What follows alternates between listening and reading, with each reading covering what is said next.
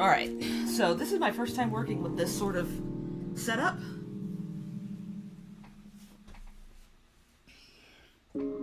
This isn't gonna be as simple as my other ones.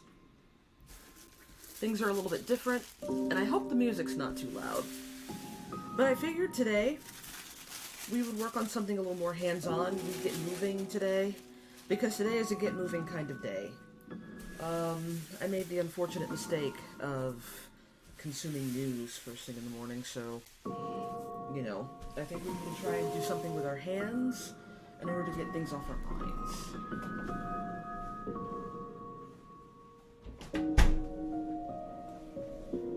Grandma hobbies require grandma clothes, so we're rocking the moo-moo today. It's also cold, but I think if we're moving, we shouldn't have a problem. But now my chair is stuck. Hang on. I know you probably hear a bunch of noise. Sorry about that.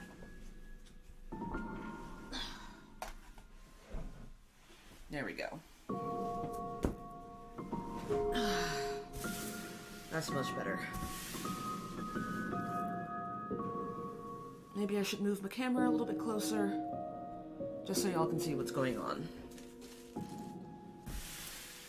So before we get really into it, you probably saw it in the thumbnail, but this is what we're doing today. And the goal is to finish all of it, but I can't promise you that. Mostly because I am not great at using interfacing. This is Fiddler's Cloth. Where's my interfacing?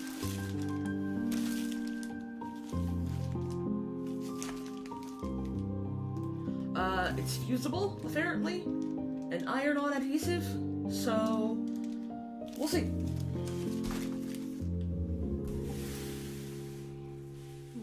Second screen while I'm working. I'm also a lurker.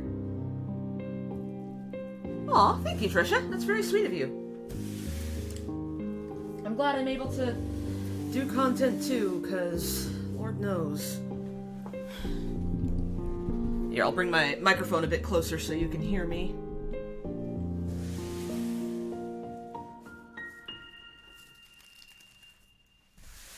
Alright, I've been smoothing this out for some time now, so I'll plug in my iron, which I should have done before this started, but I figured it was more important that I eat first.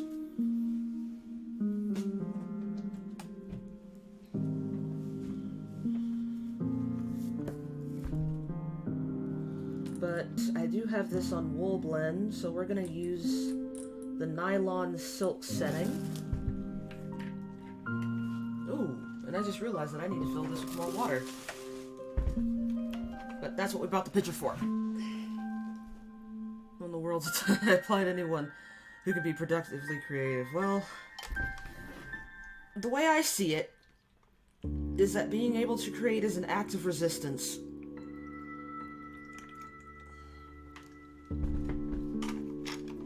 I did spill a little. I thought I had a roll of napkins. Apparently I don't, so we're just going to use my sleeve. I've got a lot of sleeve.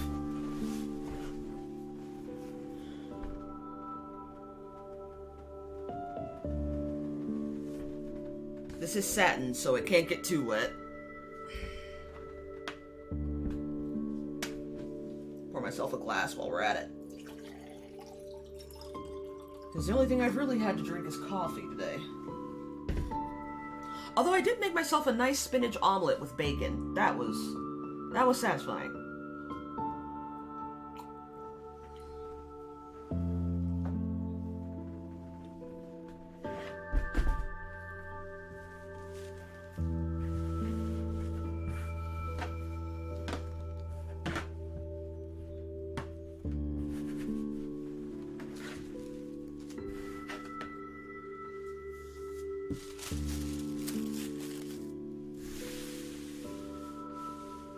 Alright. This should be warm by now. So let's iron it out.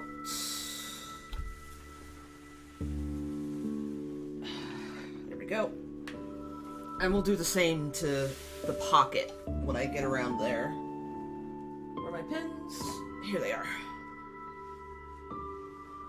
Start from the top down. This isn't straight, but there we go.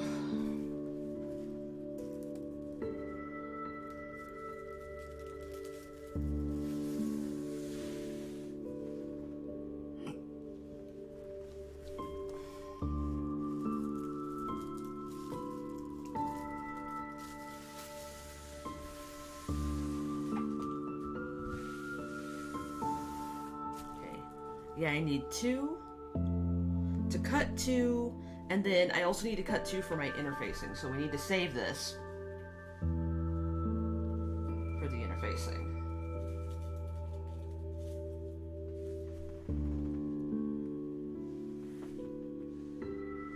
And this pattern doesn't exactly allow for seam allowances. It doesn't have the seam allowances on it, so you do have to plot them yourself.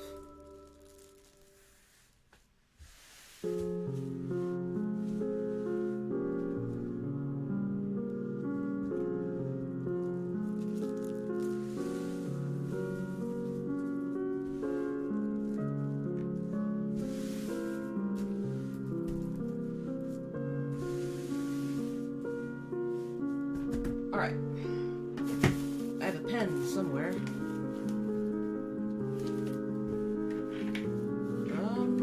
Okay. Here's the fabric marking pen cap. Where is the fabric pin itself? All patterns should have a seam allowance. No, you have to measure it out yourself.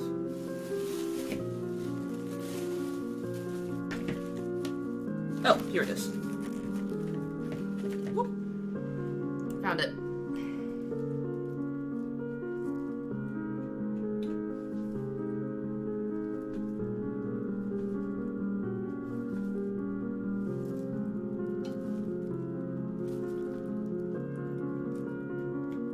I know I should do the poster board trick, but I kind of hate doing it.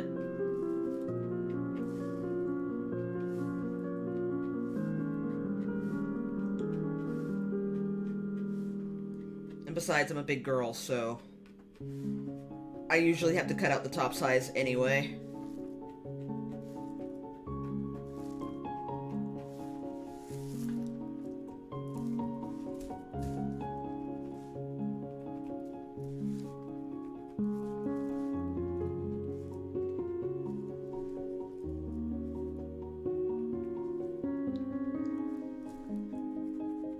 The plan is to finish this today.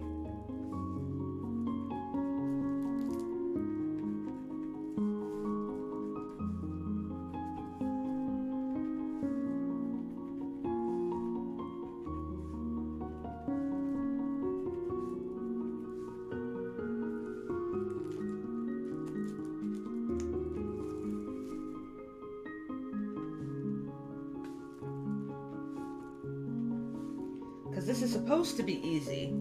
This would honestly be the first Vogue pattern I'm doing. Most of the patterns I do are simplicity. Because they're costumes. But this is a Vogue, like, everyday robe kind of thing that I'm making for myself before I make for my bridesmaids, which is kind of what I want to do eventually.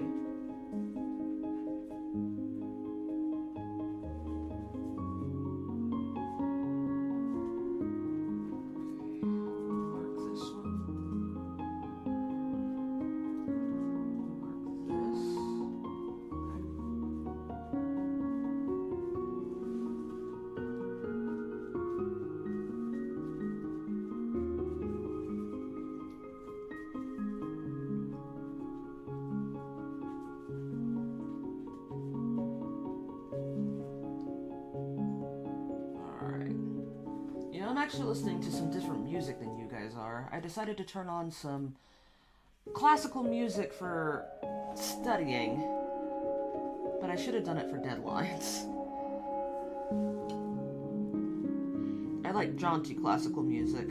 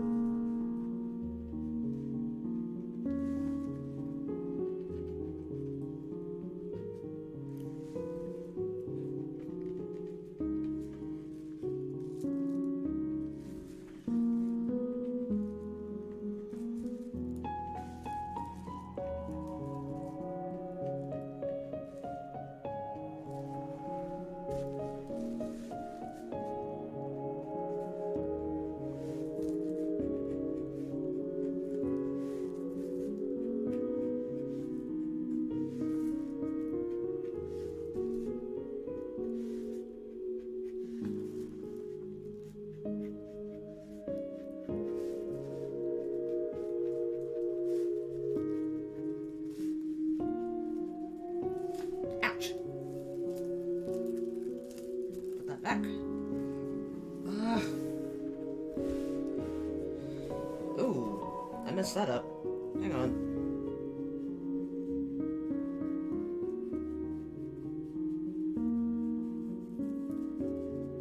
There we go. Better.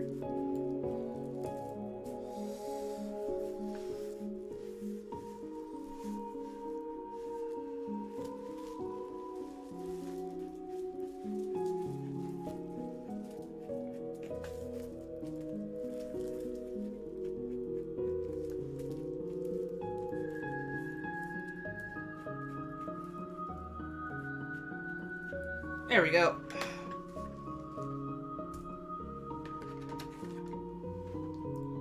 And then we reset our seam allowance. I believe it was 5/8 inches.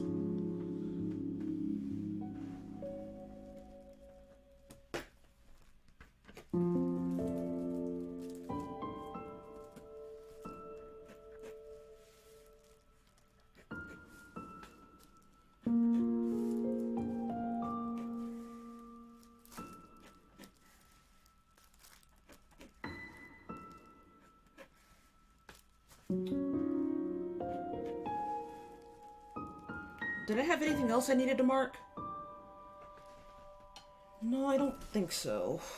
Because I have these. Ah, no, I marked this. And these two. And this is the center back. So yeah. Alright, we're good. We're good. We're solid. We're good.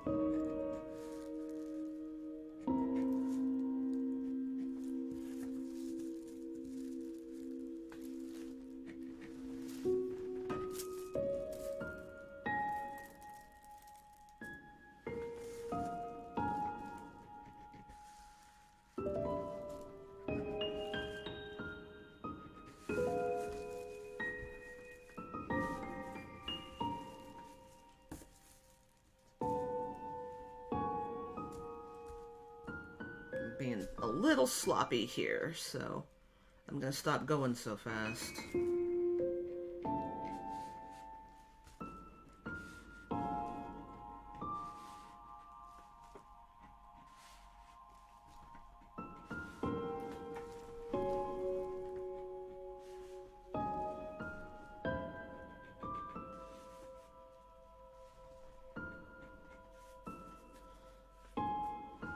Now here's a question for anybody who would like to answer. But have any of you seen... Ooh. My bad. Have any of you seen the movie, any of the Final Destination movies?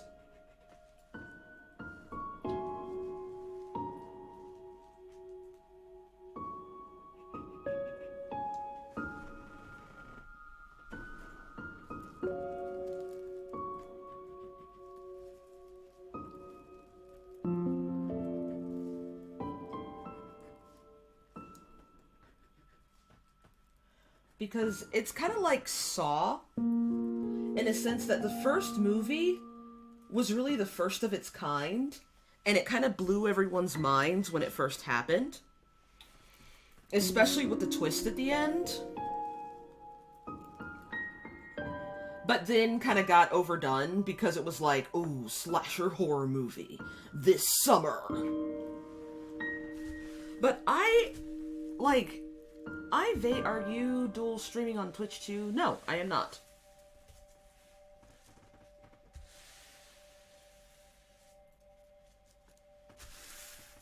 I'm honestly just talking to myself.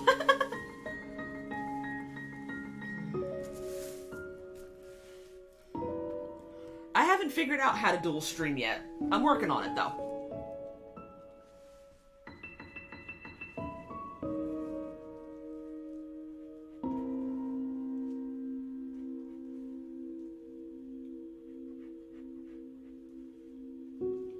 The thing is, your chat should be showing up on the screen, but it's not, which is a little bit aggravating. Subscriber alert should be too. I'm not sure what's going on there.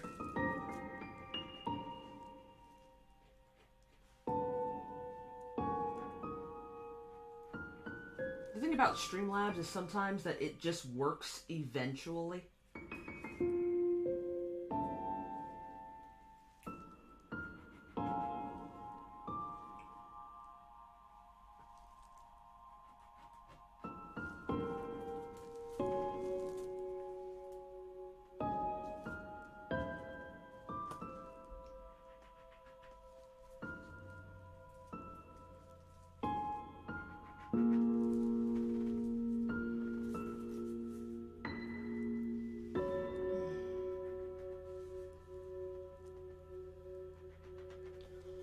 But to go back on what I was saying before, I'm starting to get sloppy again.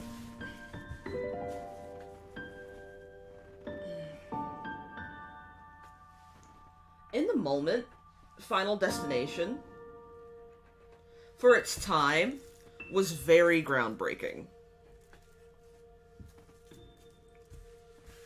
And I remember, actually, when I was a kid, that, the church my parents were going to, like, had a whole sermon against, like, these horror movies, like Saw and Final Destination, and they were going to corrupt your children. I remember a youth conference I went to where they actually preached against, the Da Vinci Code.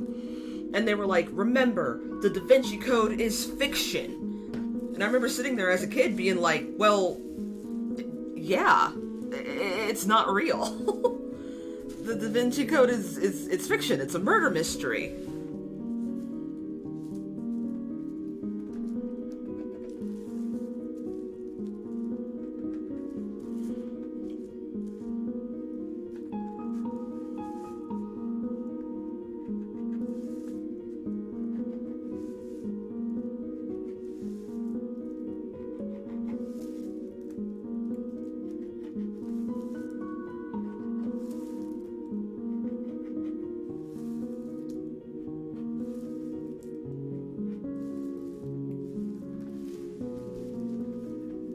Oh, wait.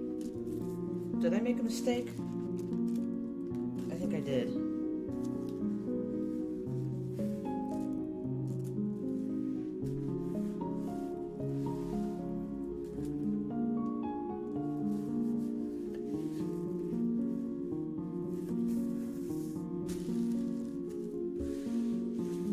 I did kind of make a mistake.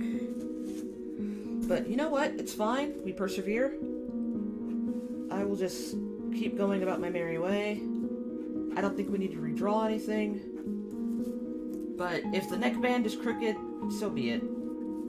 But at least both ends will be the same kind of crooked. You know what I mean?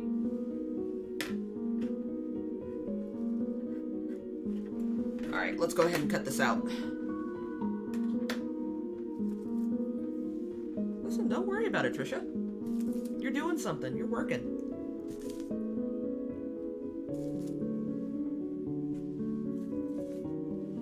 Just listen. Are we all right? I am used. You know what? I shouldn't have undone this. That's whatever. We'll live with it. We live with our choices. Even if they're bad ones. Sometimes especially if they're bad ones.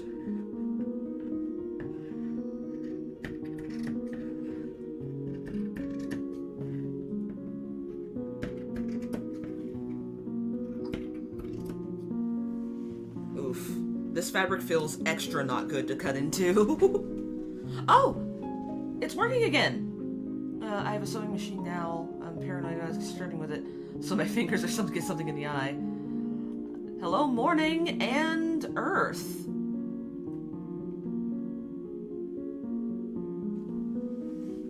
Well, thank you for watching my menu reaction. It is my most popular video. I'm not sure if we'll be doing any more reactions for the time being, simply because they're getting very litigious because there are other reaction channels out there who are kind of bad actors. And those regulations kind of get put on. They started basically doing more rules for reactions.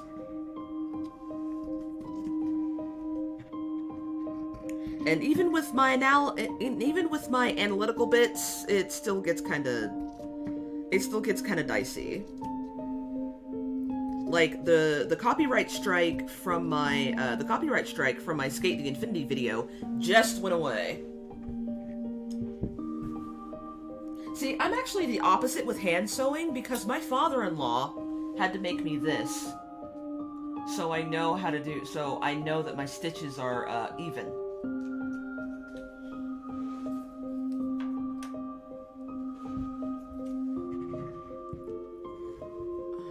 But yeah, this fabric feels super not great to cut into.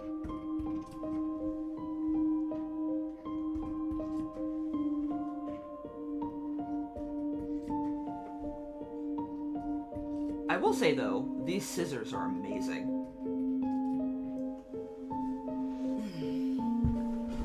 But like I was saying before, there used to be this huge, like, parental scare around the Final Destination movies. And I mean, they aren't easy movies to watch, they're horror movies.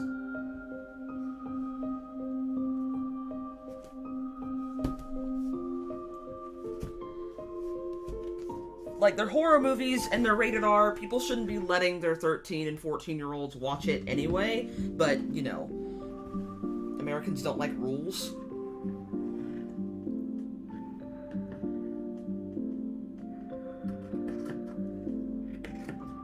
But I have very clear memories of listening to, like, youth sermons that would preach against, like, the Da Vinci Code and Final Destination and Saw, and then later Paranormal Activity.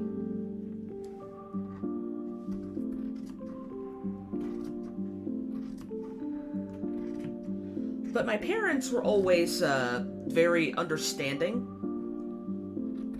and quite rational in that regard, mostly because my mom was a literature teacher and knew that media could sometimes be, you know, that eventually she would have to leave our media choices, up to our discretion. So usually when a church we went to started doing that, they would take that as a sign to maybe leave and find somewhere else. Whew, okay, there we go. Good lord. Like I said, this fabric, it's already stringy. Look at that. I mean, it's beautiful. But it's coming apart real easy. So this is fine, but it feels kind of not great to cut into. Also, the music on my end is really loud. Where's my phone? Oh, it's in my sweater. I need to go get that then.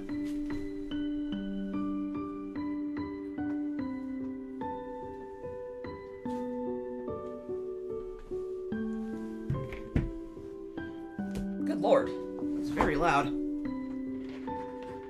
Okay, so this is our neckband.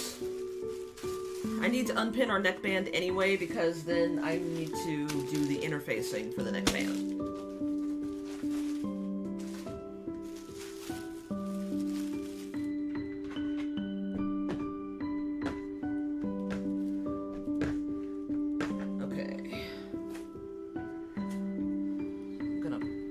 That over here, and you'll see the camera move because the camera is actually on the fabric, even though it shouldn't be. I know I'm wearing a muumuu. Like I said before, grandma activities require grandma clothes. There we go.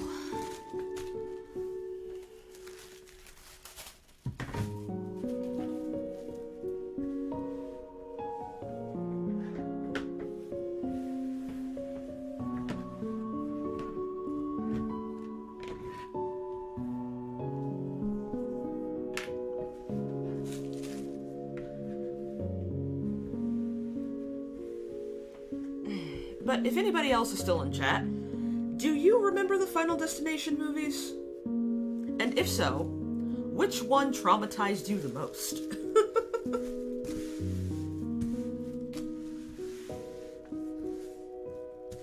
Oh, hey Fun. What's up? No, I'm actually streaming quite early today, because normally I start at 1. Or I started at 1 last week. This week we're doing something a little more hands-on, so I figured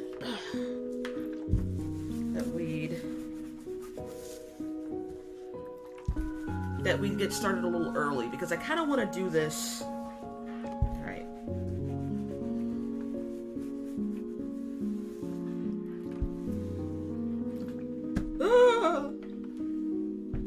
Alright, this one might be a little trickier. But we need 4 of these. So, we're gonna go ahead and trace 2. The Log, Disaster Crash, and Final Destination 2. Valid. Valid. Valid. For me, it was the roller coaster in 3. Like, for me, the log disaster, I guess it's because there are log trucks everywhere where I live, where I used to live at the time, and none of them had ever had an accident. So I was like, that can't happen, you know? I was very, Devil May Care about that one. Where did my paperweight go? Okay, well, instead of a paperweight, we're gonna use a bowl of pretzels.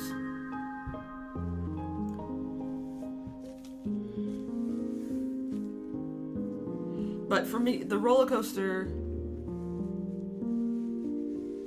The tanning bed. Oh, the tanning bed, yeah. That one was also one that didn't really occur to me because I had never heard of a tanning bed before. I thought they weren't real. Okay, so sometimes the chat function works and sometimes it doesn't. That's very weird.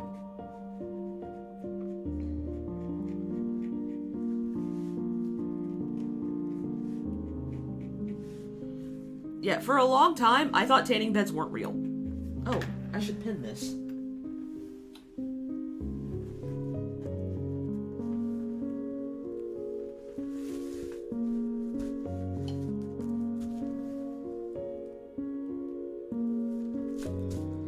I know it's dangerous having the pockets a different color than the actual fabric, but I'm gonna risk it.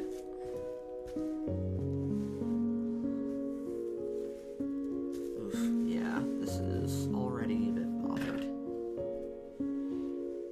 You're scared of planes, the first is bad. I had already flown. Ah, yeah.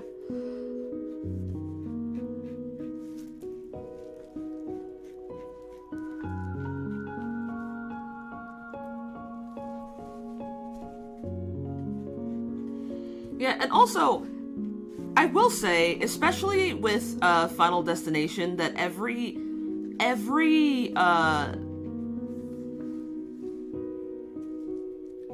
truck, every car, every truck, every motor vehicle is fueled with nitroglycerin.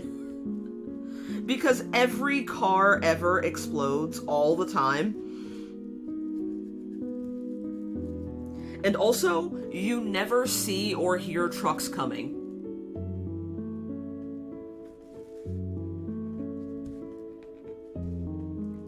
Like, trucks and ambulances don't make noise until they do.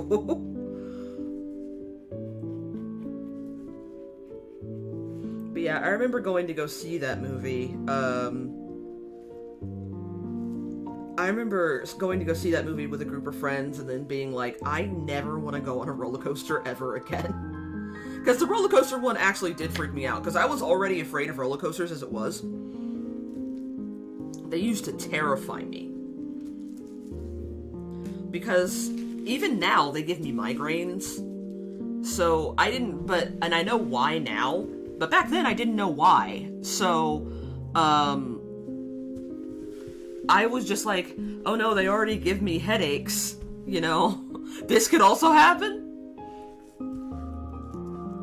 Oh, crap. I forgot to mark these. I forgot to mark the dots. Boop, boop, boop. Boop, boop, boop. Alright. Now we'll do the other pocket.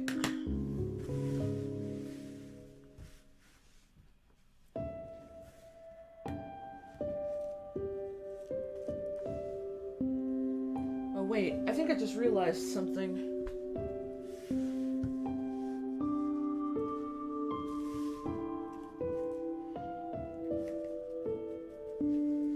Back to the neckband. Did I need to cut 2 neckbands? Or did I just need to do a front and back? Let's check the instructions. This is parts. This is pattern 7. Okay. That's 7. 7 isn't even on here.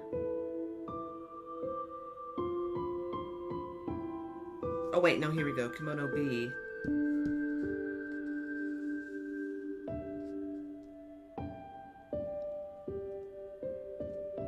Yeah.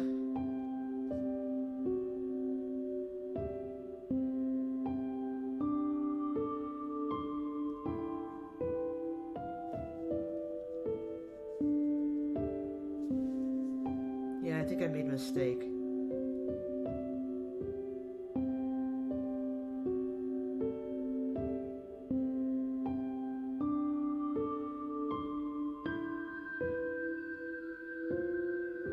Yep, I did. So I need to cut 2 more. I need to cut 1 more sleeve and 1 more neckband. Okay, understood. So I didn't cut everything, but I cut most things. But yeah, at the time, I remember Final Destination being such a huge thing. The ones with Tony Todd. Yeah, also the elevator scene fucked me up real bad. Especially because it is something that it is a freak accident that happened in real life. In Japan, I believe.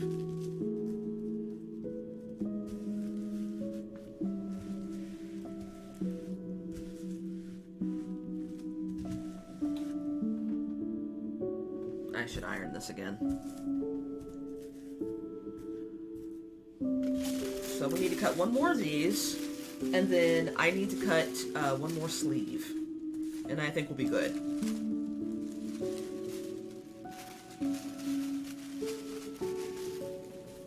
Yeah, we need to iron this again. You know what makes me sad, though? I was looking at the comments of this one video that was about Final Destination, and people didn't realize that Eugene was actually a comedian. Like, they were like, oh, he is the voice of old Kratos. Yes, he is the voice of... Yes. He was the voice of Kratos back in the 2000s. And he is quite the prolific voice actor now, but, he was in Living Single for years. In real life. Yeah, it was a freak accident that was not as slow and brutal.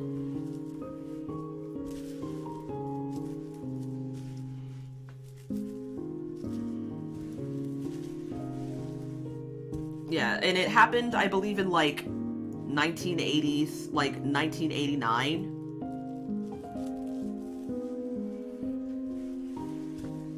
But, that guy did not suffer like the woman in the movie. Thank goodness. Well, not really, but you know what I'm trying to say.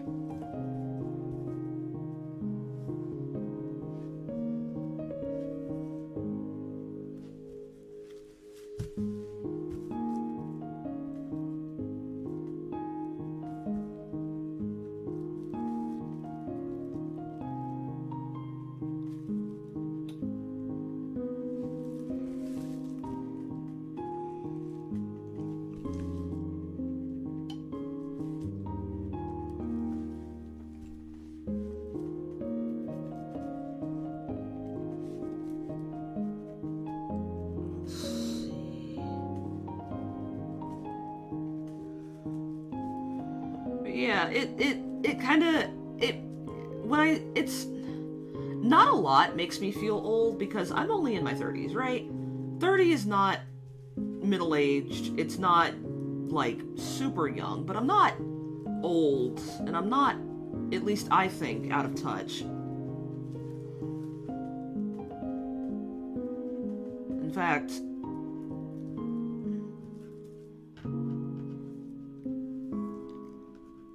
but there are very few things that make me feel old, but people not knowing to Google certain things makes me feel very old. It makes me feel very old, and it makes me feel very ornery. Super honestly. Like, hey, I don't know what this is. So, my first instinct when I don't know something is to look it up. Not to immediately get angry about it. But it seems like, when you ask someone, when someone doesn't know what something is these days, they ask a bunch of questions that never get answered because they don't bother to look it up themselves. Like, say this one young lady, I remember I was talking to her, she didn't know what a cassette tape was. Fine, cassette tapes haven't been in vogue since I was a kindergartner. Whatever. You know? Like, I was a kid when CDs really started when CDs were really starting to take off.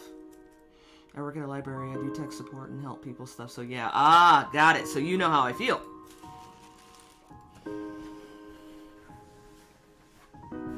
And it's like, you literally have a whole world of information in your pocket, and you weren't for a second thinking like, I don't know what that is. Maybe I should look it up.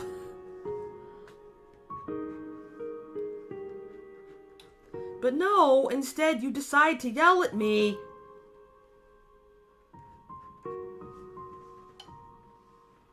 Oh, this seam allowance is incorrect. But fuck it, we ball. We'll just have to deal with the 1/2 inch. And because I'm doing the outside of the pattern, I don't think it matters.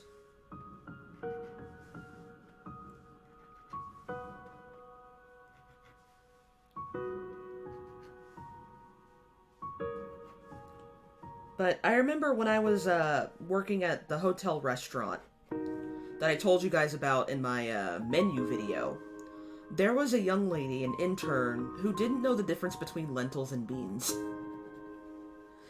And just would refuse to believe me that they're two different things.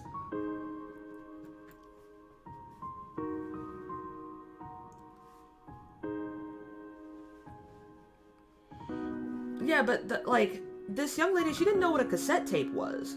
And I was like, well, if you don't know how it works, just look it up. And she got, really, really mad at me. It's like, you don't just think to Google it? I mean, I know Google isn't exactly friendly at the moment, but, DuckDuckGo it at least. Look it up. Do yourself a favor. And, that's always a slippery slope, too, with, the do-your-own-research crowd that thinks just because they find something that emotionally validates them means that they're correct. One could say that that's the reason for the full-on national crisis we're facing at the moment.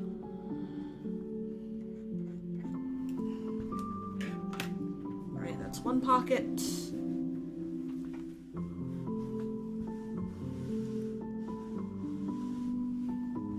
Yeah, Wikipedia is still legit. It's right there.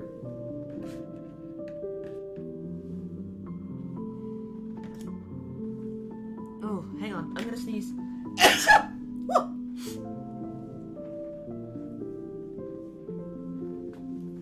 You know what? I don't know where the rest of my floral fabric is gone. I don't remember where I put it.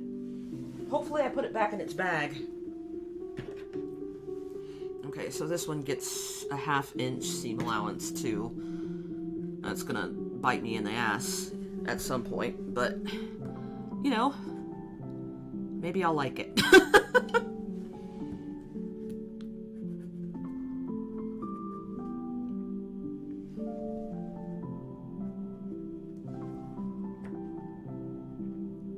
Thank you. Oh, hey, Katrine. It's been a minute.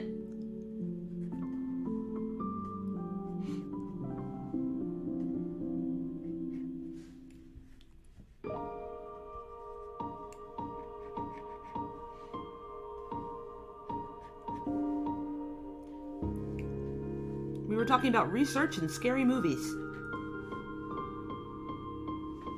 Now, real quick, what's your favorite horror movie? Because mine is probably Hereditary. I'm not big on horror movies because y'all know that I'm real sensitive to gore, which is why Final Destination traumatized me.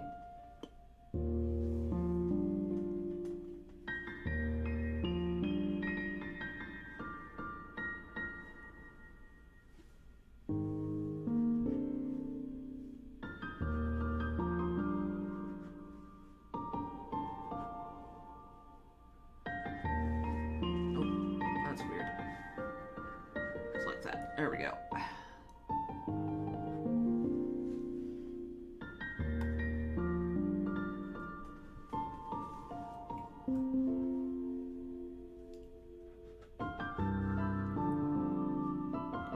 And if you don't like horror movies, what's your favorite action movie? Because I think my favorite action movie is probably... I was gonna say Crouching Tiger, Hidden Dragon. But Crouching Tiger, Hidden Dragon to me is not an action movie. It's a tragedy. The Body. Ooh. I've never actually seen that one.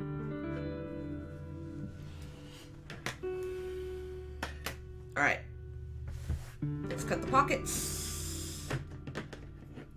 Although this fabric does make me real concernicus. So I think I'm gonna do this first.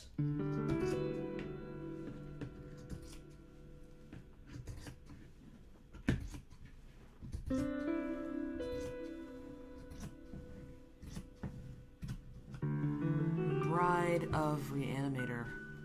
Hansel and Gretel. Gretel and Hansel.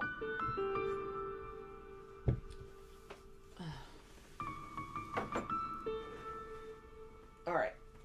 Let's lay this down very gently.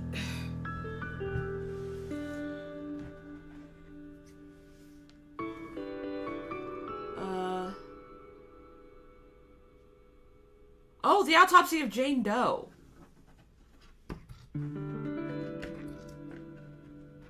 Still doesn't sound super familiar.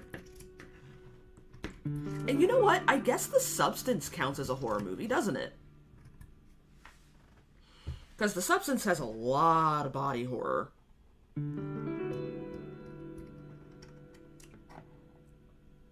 But I find that movie to be more horrifying than horror movie. But I'll be real with you. The most body horror in that movie for me is watching Dennis Quaid eat shrimp. That's gross. That was nasty.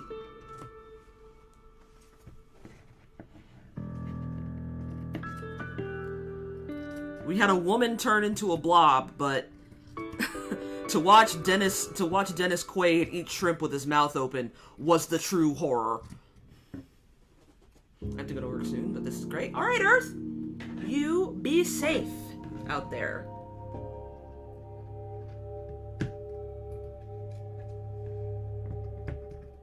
In the wide world. Also have fun at work. That is kind of a sloppy chop job, but it'll be alright. Okay, pocket one. And then let's do this one, and then let's bring the fabric back, and then cut the second neck piece, and then we're gonna have to cut 2 more sleeves. But I really liked Hereditary, because Hereditary didn't mess with you. By a Norwegian director. Huh.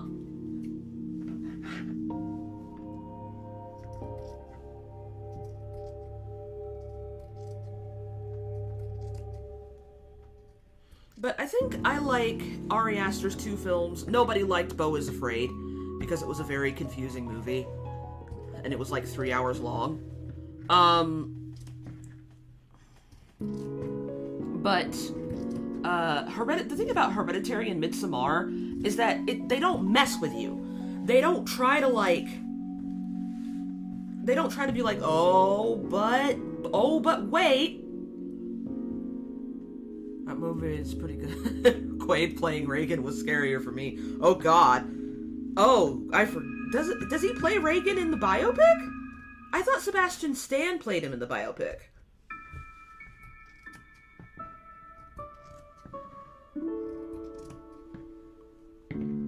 I didn't know that was Dennis Quaid. That's kinda horrible. Super honestly. Ew. Ew.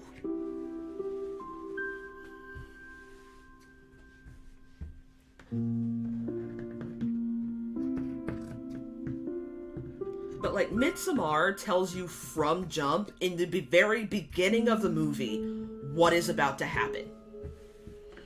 That Danny is about to go to Sweden, get swept up in everything that's going on there, and someone's going to die. And like, and not to defend an asshole, but that's really her shitty boyfriend's only crime, is being a huge dickhead. Did Trump in the biopic, and honestly it was a bit of a horror movie. Yeah. I liked Silence of the Lambs. Silence of the Lambs. Oh, I actually used to really, really love Silence of the Lambs, and I do not remember why I suddenly stopped. Like, genuinely.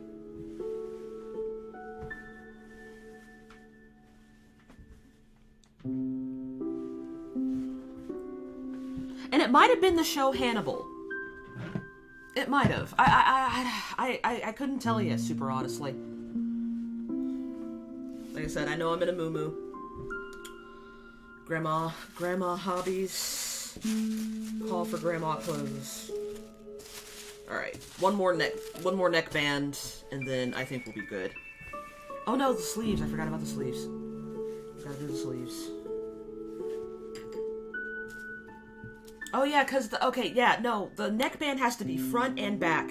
And then I also have to do the interfacing for the neckband. Okay, right. I really thought I did more prep than this, but I guess I was wrong. Because I have all the big all the big pieces for this cut out. Because I only needed 2 for each.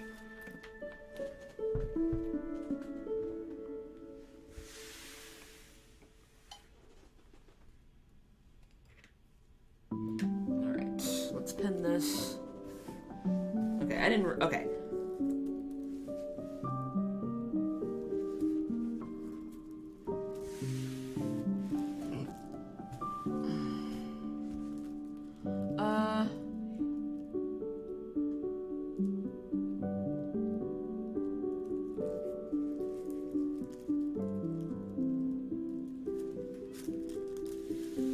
Yeah, I don't know. I don't know why, to this day, I don't know why Hannibal did not hit for me. Like, truly, I don't. Because it does hit all, like, the buttons. You know what I mean? But I to this day, could not tell you why I did not vibe with it. And I watched a good deal of it. Just like I watched a good deal of Game of Thrones. I watched a good deal of Game of Thrones and just kind of was meh about it. Maybe it was the hype. I don't know. I could not tell you.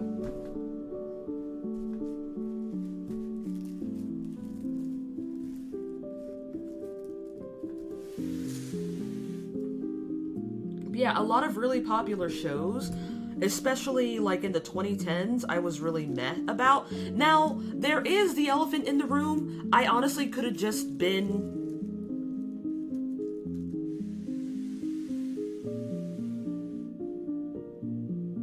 Yes, it is heavily implied that they're white supremacists.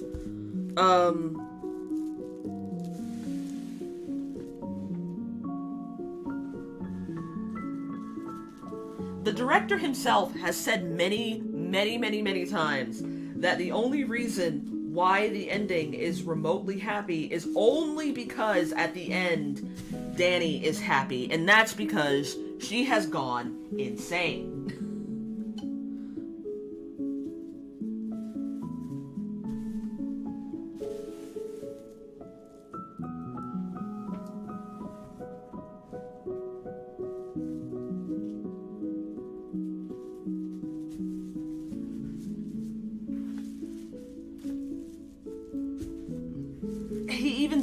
Aster himself even said she can no longer distinguish between reality and the reality that they have made for her.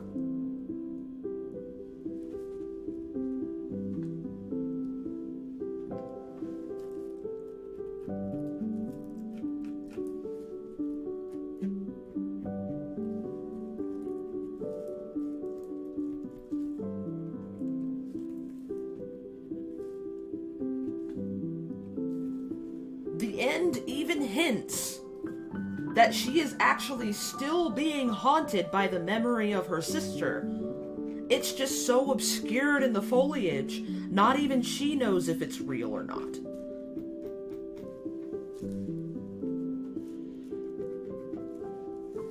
Like, if you notice, it gets so, like, the image of her sister gets more and more obscure throughout the movie.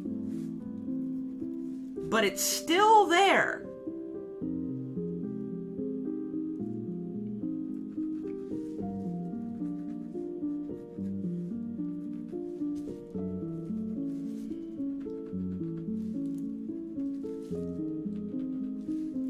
So, but because of that, but like I said, those are the reasons that I like Aster's movies, because those movies, they don't mess with you. They tell you exactly what's happening.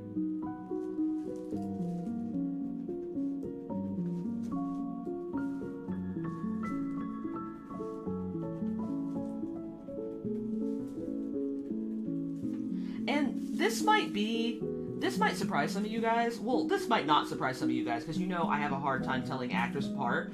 But for the longest time, I thought Sabrina Carpenter and Florence Pugh were the same person. I'm not kidding. They look very similar, very cherub-like. I just thought Sabrina Carpenter was like... I thought it was a Childish Gambino, Danny Glover situation. Not Danny Glover, Donald Glover. I'm not like... I'm being so serious right now.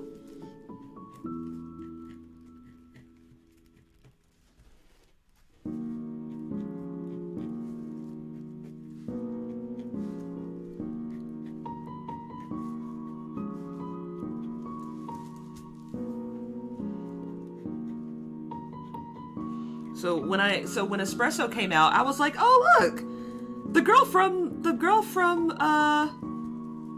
Midsummer has like a music career and everything. Good for her."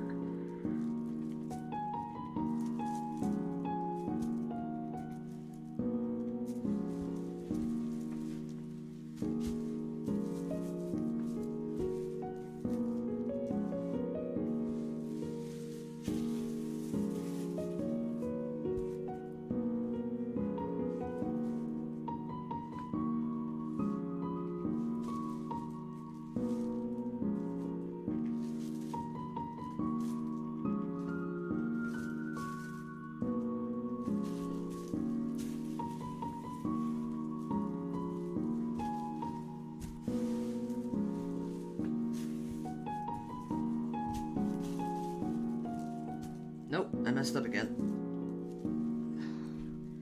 Man, the straight pieces are really hard to do.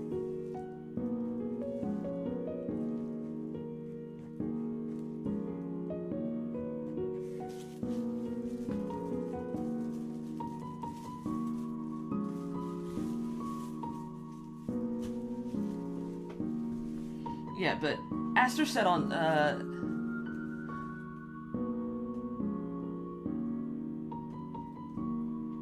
yeah, I lost my interest in Game of Thrones. I liked the book okay. I liked the first book okay. The second book also didn't keep my attention.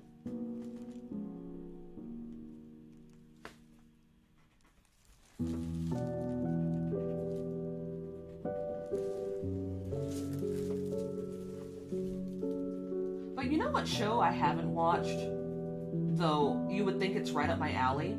Bridgerton.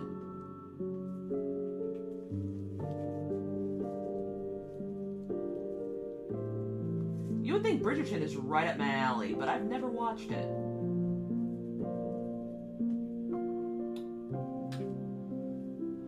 Pitch Black and Event Horizon. Ooh, Event Horizon's a good one. Event Horizon's a good one, though.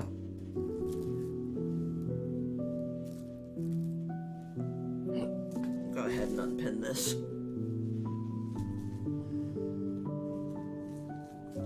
See, I can't be like those girlies that just do fast and loose with their patterns. I have to be real meticulous about it.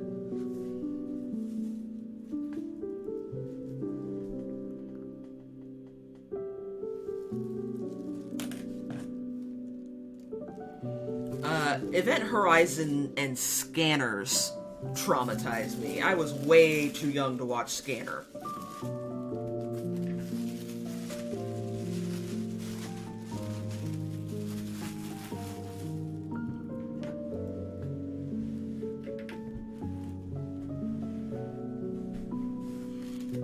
Although back in the day, I was fascinated by the practical effects of the penultimate head explosion. Because if you ever read about how they did that, it's so cool. Actually, I'll let you guys go and read it.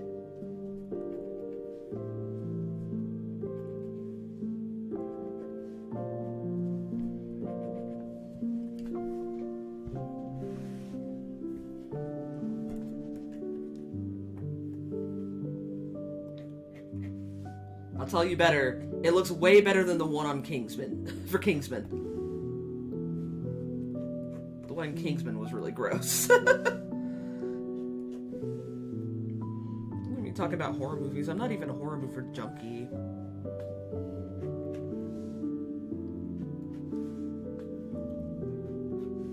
But I'm all for movies that are just good. Speaking of which, we actually saw Monkey Man not too long ago, which is a really good movie. I didn't like how it ended, but... because it ended very abruptly for me.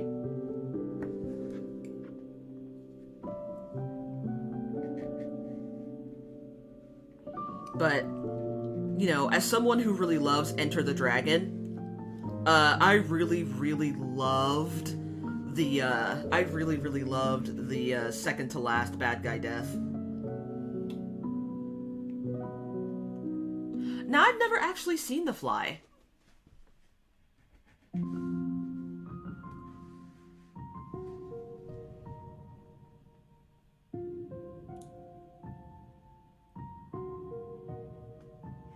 Oh, oof. Alive is an ordeal, though.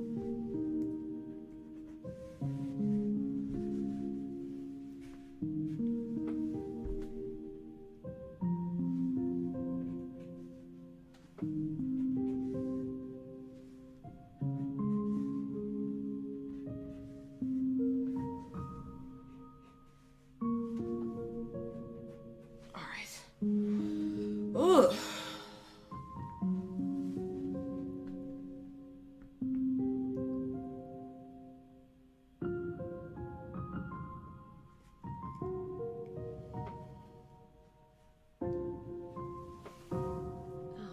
Okay. Let's see.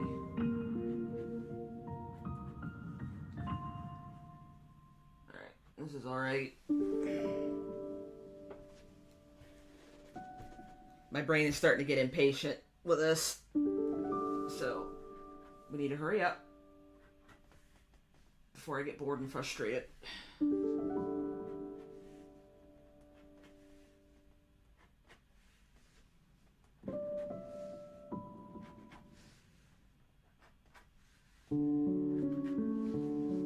Okay, I was able to straighten that out, so we'll see.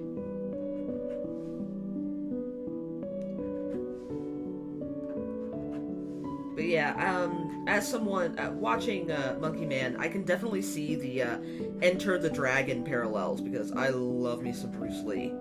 Enter the Dragon is my favorite movie ever. Man, you come right out of a comic book.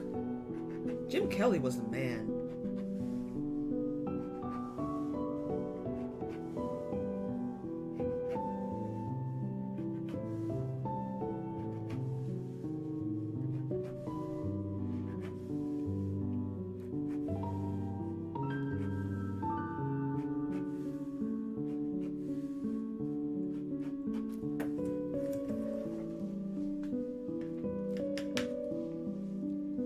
I really do love me some kung fu movies.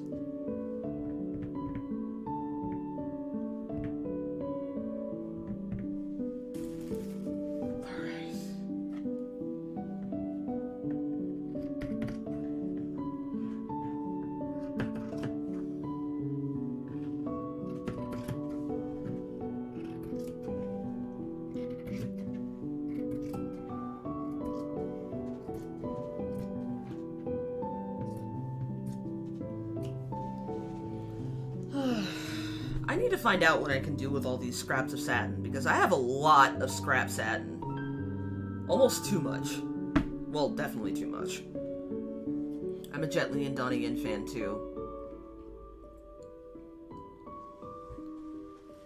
Yeah, Enter the Dragon is amazing.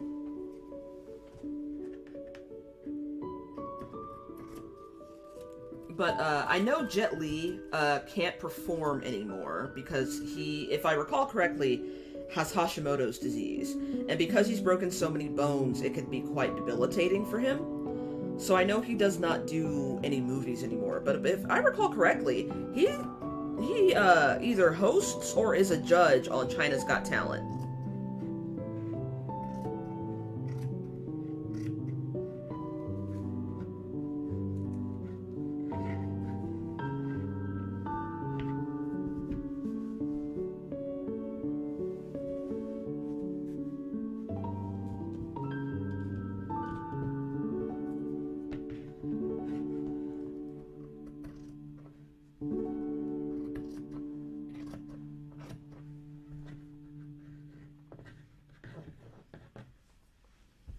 I love your Vox Machina. When are you planning on continuing it?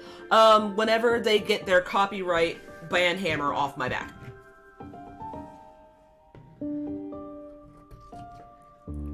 I genuinely don't know.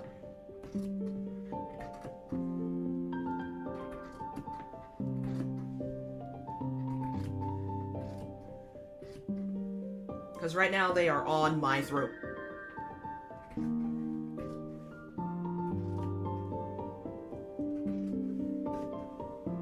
And I understand that it's not the franchise that's doing it to me. I understand that it's Amazon. And I'm telling you, if Jeff Bezos wants his pennies, he ain't getting them from me. Sorry. You can tell I'm kind of bitter about it. But you would think, as rich as that man was, he wouldn't be nickel and diming small creators for, you know, video clips. Hero also did things to my brain, Katrine. Fun fact, when I was 13 years old, that is what I wanted to do for my birthday. I did not want to see any of the, you know, teeny bopper movies that were out there. I wanted to see Hero, and I took my friends to see Hero, and they did not get it.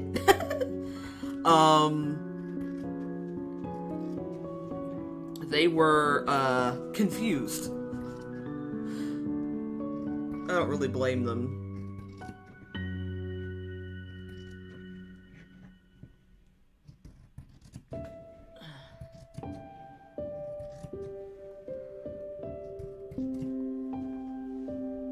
Eat the rich, yeah, really.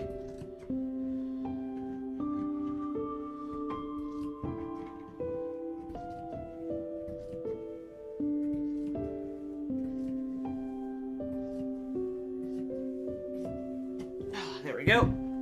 Perfect. Not really. It's actually quite crooked, but it'll be alright. Alright, cool. That is the other neckband. Alright. So, the piece fabric's done. Now we gotta do interfacing.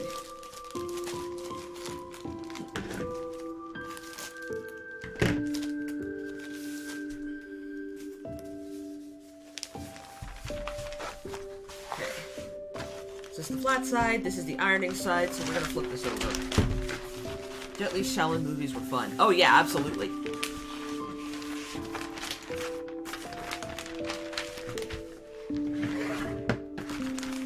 I don't know why I flip this upside down. It works the same upside down as it does right side up. What am I doing?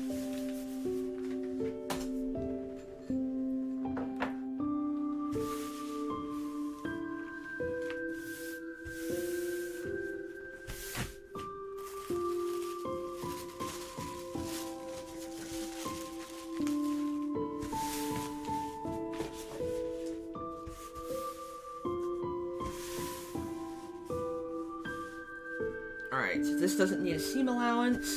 It just needs to be ironed. But I need to double it, that's right. Because we're doing 2 slices. So... according to Wikipedia, suffers from hyperthyroidism.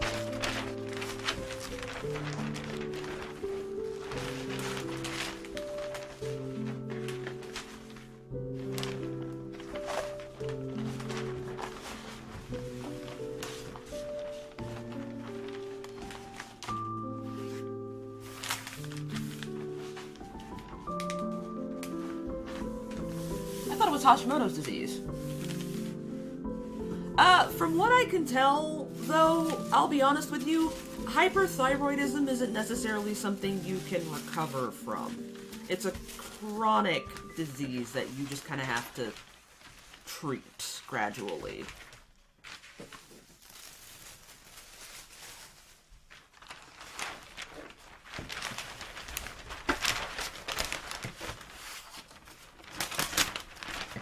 I should have cut this into sheets before I did the stream, but it's fine, it's whatever. And we're just gonna trace this one, we're not gonna iron it because it's heat bonded. What's the worst movie you've seen in theaters? Blue Crush.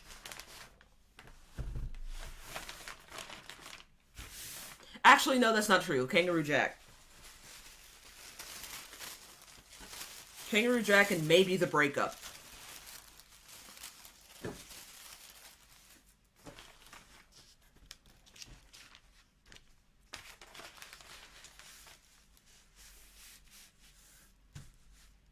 Oh, you know what I was gonna say? I was gonna say Avengers Endgame, but I remembered that I didn't go to theaters to watch... I didn't go to the theaters to watch, Avengers Endgame. I bootlegged it. I watched that shit illegally.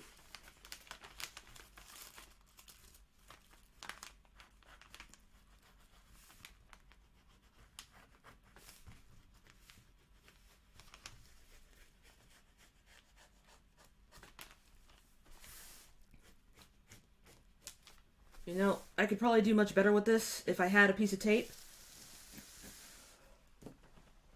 And I do have an adhesive box.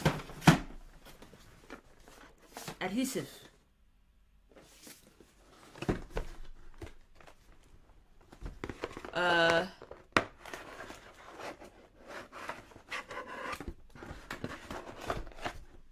Yeah, no, you can't walk out while you're chaperoning, unfortunately.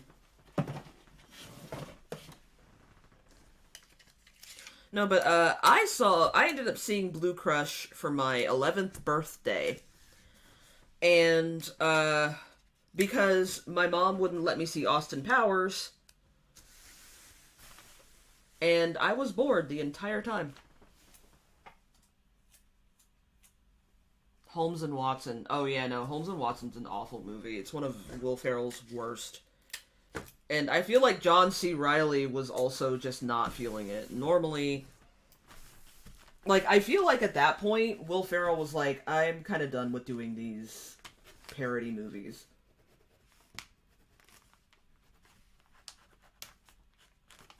But yeah, that's definitely the end of the John C. Reilly Will Ferrell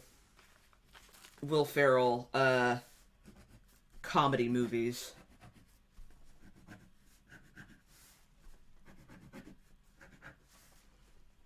Because after that, Will Ferrell immediately pivoted to politics.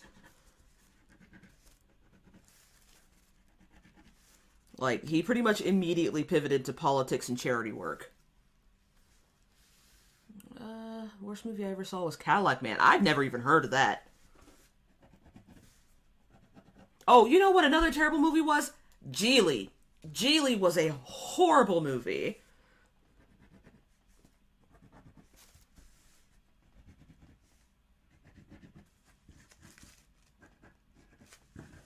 Geely just came at a time, it was right after 9/11, and people were desperate to focus on, like, anything that wasn't the news, kind of like today.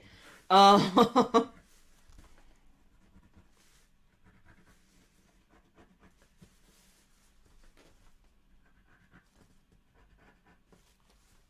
but yeah, for a while there, people were really, really into, um, like, celebrity couples because they were a good distraction.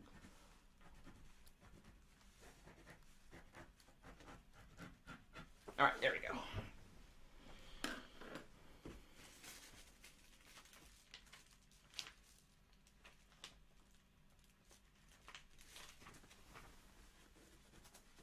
Yeah, Geely was really not good. If you ever get the chance, watch Kenny JD's video on it, because it definitely gives you, like,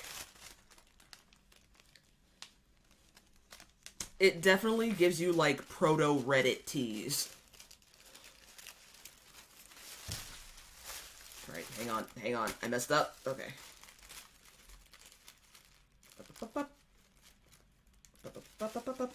Alright.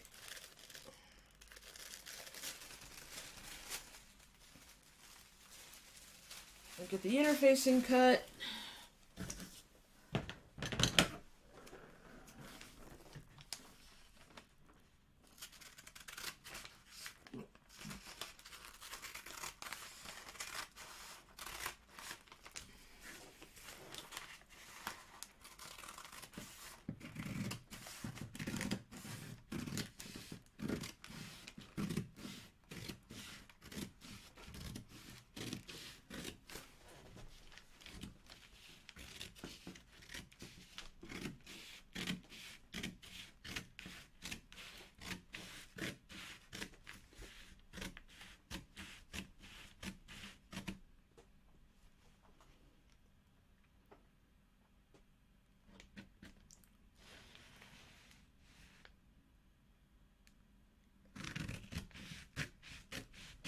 Oh, it was Troy?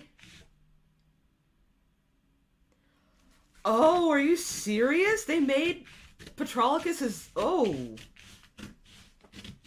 Oh, yeah, that's... Yeah, because that was 2004. They were afraid of gay.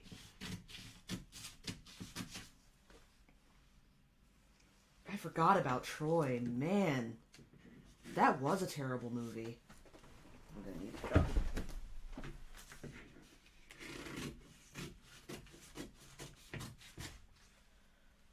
Sometimes when I'm up and sewing like this, I remember why my great-grandmother lived so long, because she liked to sew, and it kept her moving.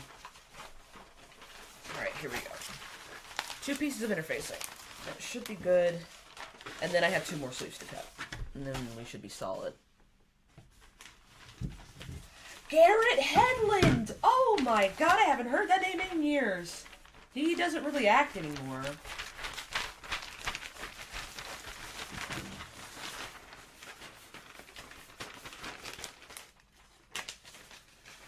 Garrett Hedlund was the baby brother in Four Brothers.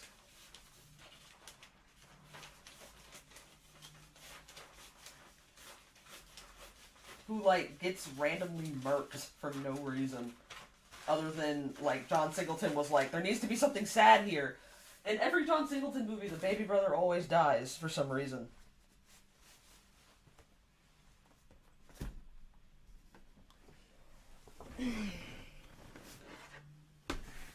Alright, interfacing cuts. Everything's kind of just bunched up over here. What is the last thing I need? I need...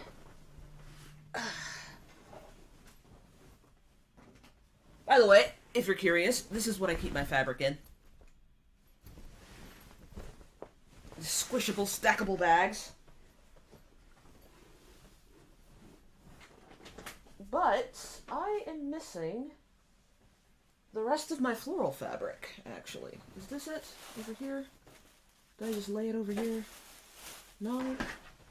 I had more than this, I thought. Well, regardless of what happens, I still have enough room for more sleeves. That's what matters.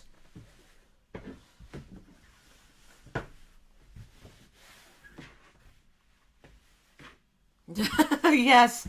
Yes, we do, Trisha, unfortunately. Alright.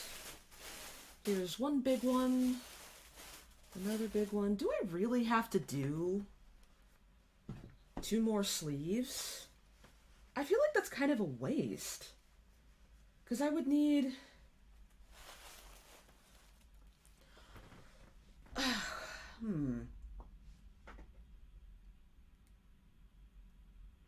It makes sense, but it also doesn't.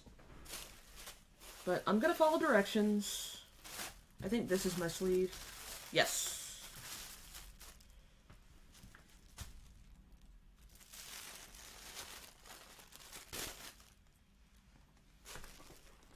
Because the robe itself does not require 2 layers. Only the neckband and the sleeve require 2 layers. I do find that a little confusing, but I'm not going to argue with the pattern. Vogue has been sewing for a lot longer than I have. So...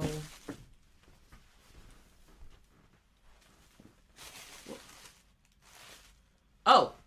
Y'all didn't tell me that the music stopped. I remember, I'm listening to different music than y'all, so...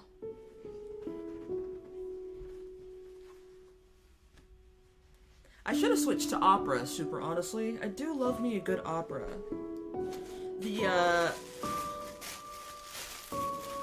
I saw a thing about the Royal Opera House doing Turandot, which always makes me squint a little. Like, there are a lot of other operas they could do that aren't Madame Butterfly and Turandot. And yet, those are the ones that they frequently choose to do. And, like... I don't know. I don't think they're, like, doing Yellowface, per se. But... sometimes I do see the costumes and I'm like, like, I don't know if that's a good idea. I don't know if that's kosher.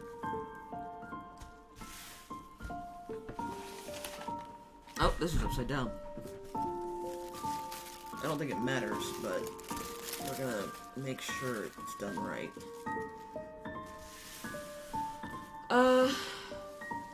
We're so invested that we forgot about the music, too.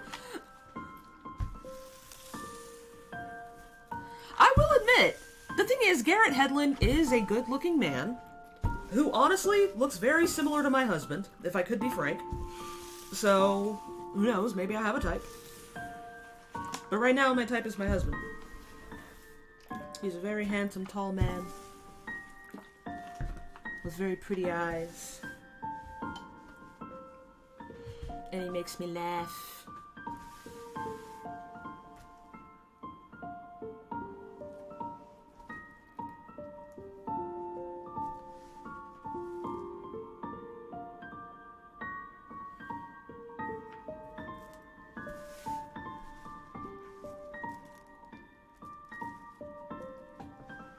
Okay.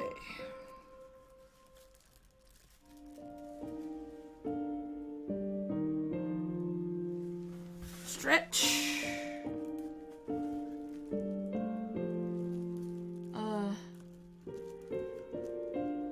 Goes sort of in a way that I'm not comfortable with. Yeah! Yeah, it really does!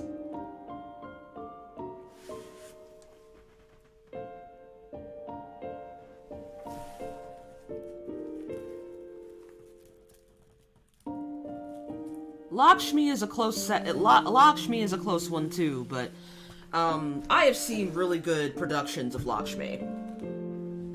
I've also seen very good productions of La Bayadere. I've seen La Bayadere done with traditional Indian dance, and it was a wonderful production. But I don't know, maybe it's just the fact that it's the Royal Opera Company or the Royal Opera House or something. When I see them do something like La Bayadere or Turandot, I'm always like, ugh. Ugh. Okay? My fabric marking pen has disappeared into the abyss yet again. So let's start moving stuff very gently.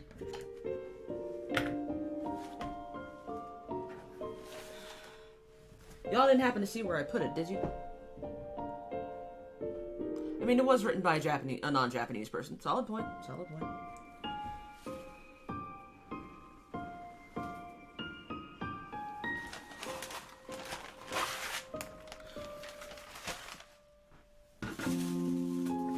But yeah, there are just some productions I think that the Royal Opera House specifically could just do away with at this point.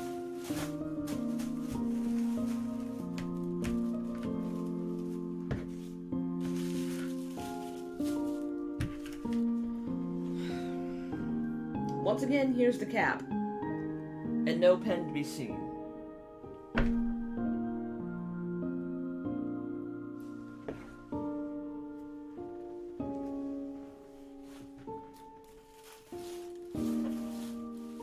It must have fallen.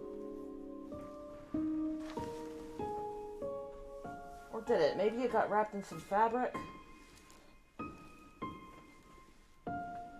No?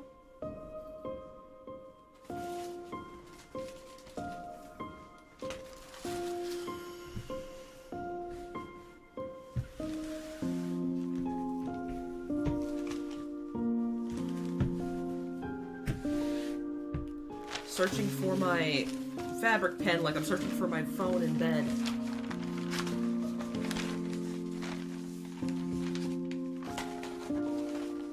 Oh, I think I found it. Nope, did not find it. Found an ink tube. Focus camera. There we go.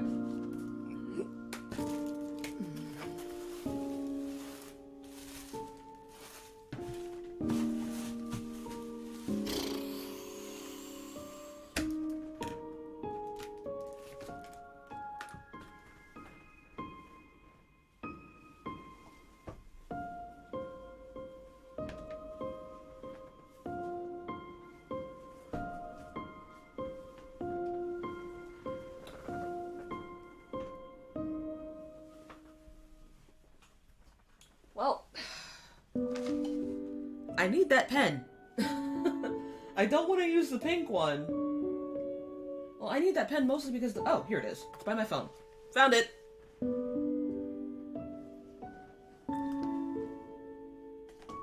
Alright, this camera is old. I'm not using the one that I normally use. As a matter of fact, this might make things easier. How about this?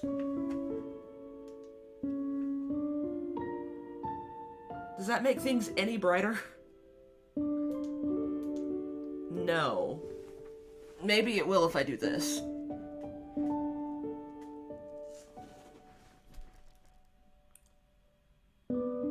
That's a little better. But it's still pretty grainy. Yeah, I just have more light coming from where the other light's coming from. Oh well. That still helps a little.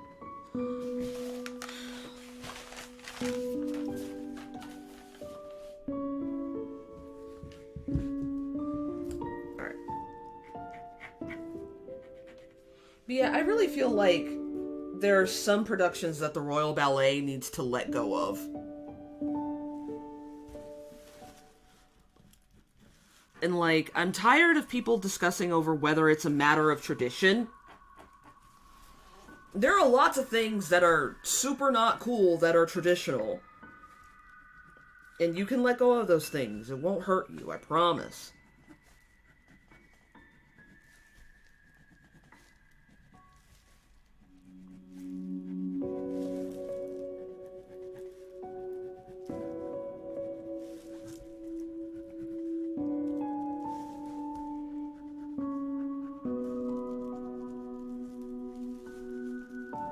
Yeah, there's so many... Like, somebody made a ballet of the Crucible. And that was the Pacific North... Yeah, the Pacific Northwest Ballet did a ballet of the Crucible.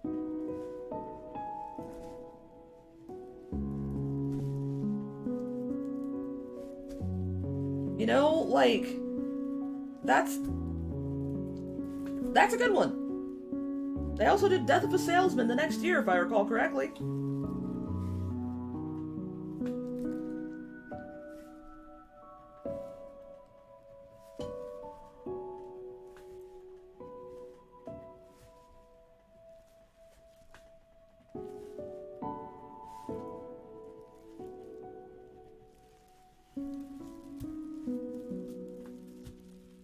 I feel like Swan Way could rest a little, leave a space for...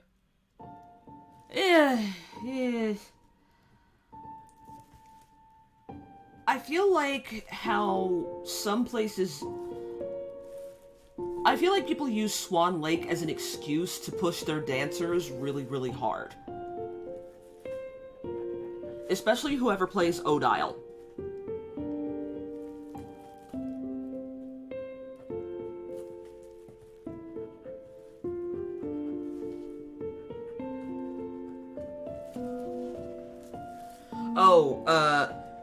Just for the fun of it, I have heard so many worse things being made into ballets and musicals. You want to know the absolute worst thing? And I'm pretty sure I've told this story before. I don't know if you were here for it. But my university... Oh, the Crucifix. No, the Crucible. My university did Anne Frank's Diary the musical, called Yours, Anne.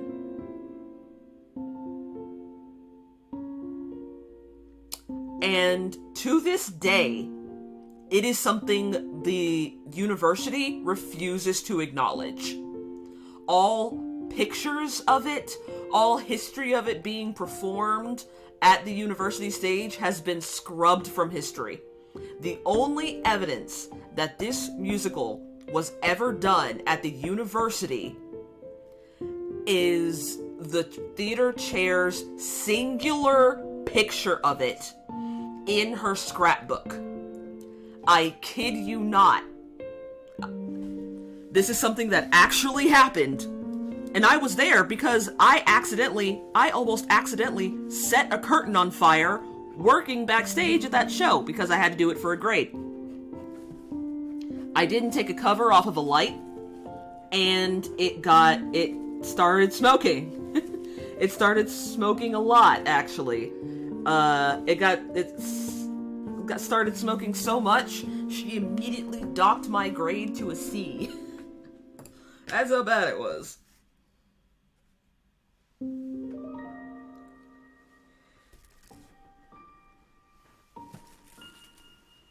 So, yeah, that, it did happen.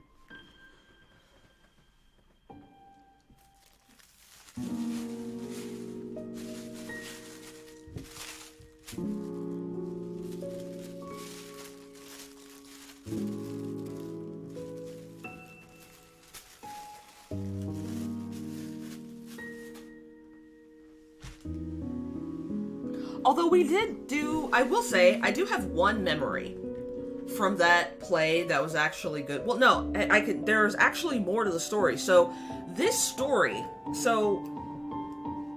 Yours, Anne, the Anne Frank musical, actually was the reason the university started something called the Clark Street Glitter Lips, which is unfortunately now defunct, because it is now like a full-on nonprofit organization, and it has gone beyond the university. So the person who originally started it has taken it, you know, much farther than the university. But that is the reason my school started doing, my university started doing Rocky Horror Picture Show. Oh, crap.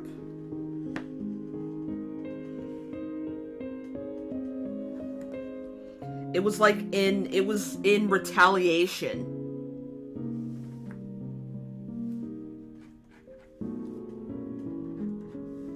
And from then on, that particular director at the theater was no longer allowed to do musicals.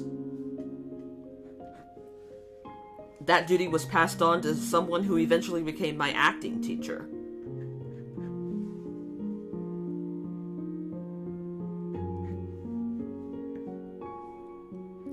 And it was because of that, the next year, that the students got a chance to vote on what became the next musical, and that's how I ended up doing Rent.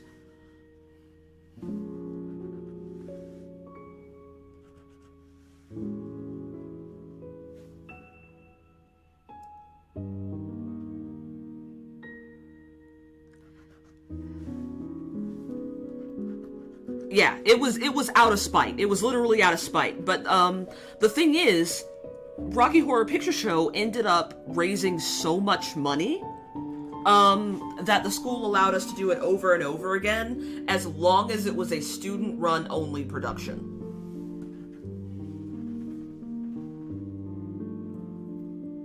So we were able to do it every Halloween until it became like a full-on nonprofit organization. And so now the nonprofit itself, they perform at Dragon Con. They perform pretty much the entire fall season. But last I saw them, they were at Dragon Con, and that was 2 years ago. It was nice to see some old friends.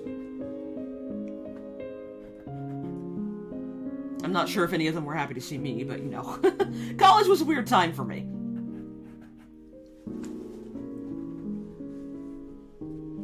But yeah, it was absolutely out of spite.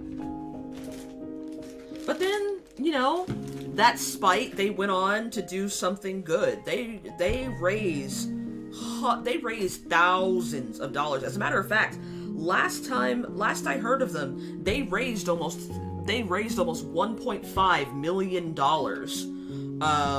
for the PCRF.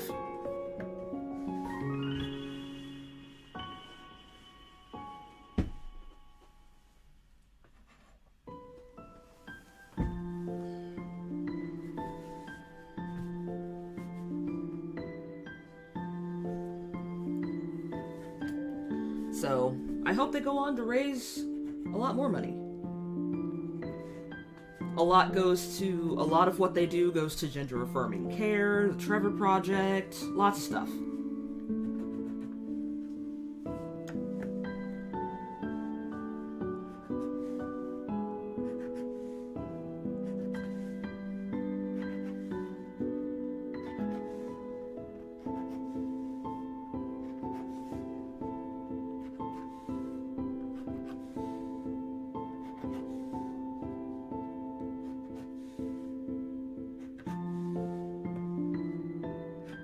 So sometimes spite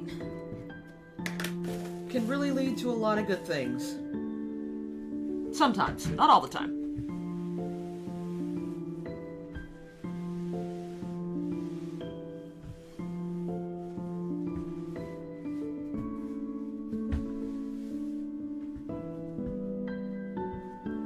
Ooh, that sounds tiring but fun.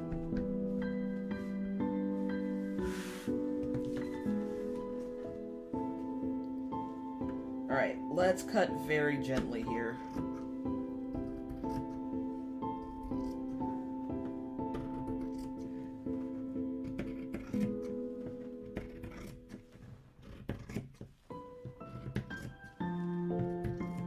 Alright, this should be the last of the cutting. We should really get to assembling now.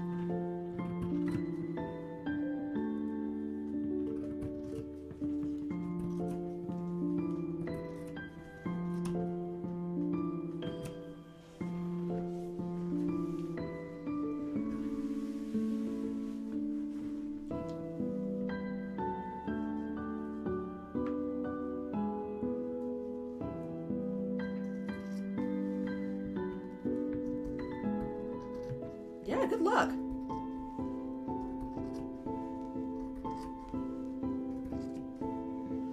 Alright. Oh, man.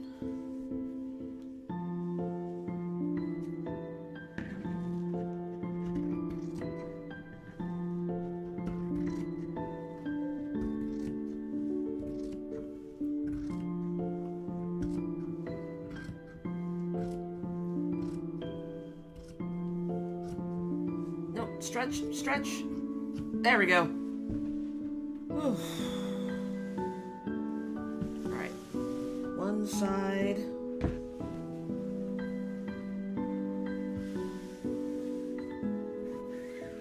Oh. Nobody else, whatever. I can't quibble over the small stuff.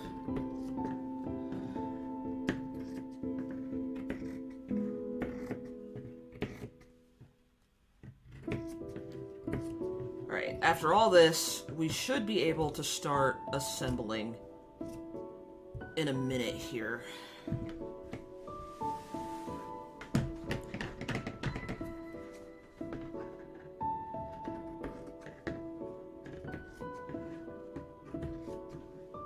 And the assembling is usually the easy part, at least for me.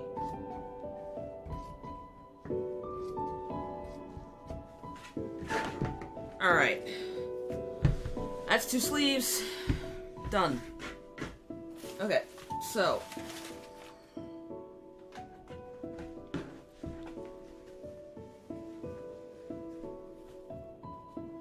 Before we continue,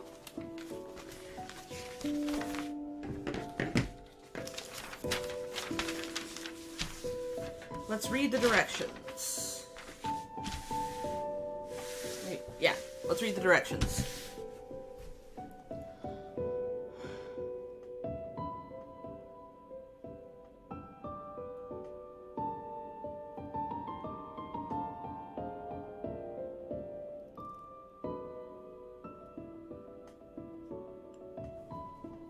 And I immediately realized that I've done something wrong.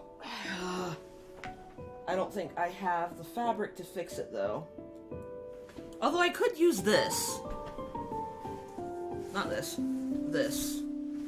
I don't think I have enough, though. I think we're just gonna have to live without underlining. I think we're just going to have to live without it.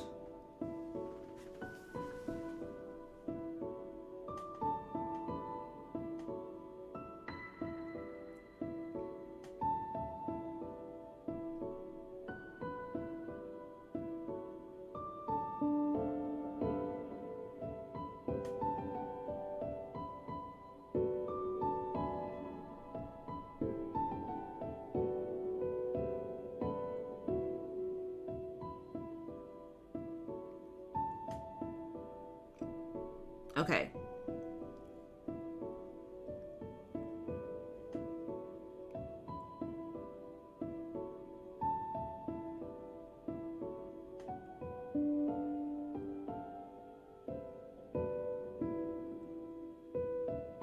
I'm trying to decide if I want to cut an underlining.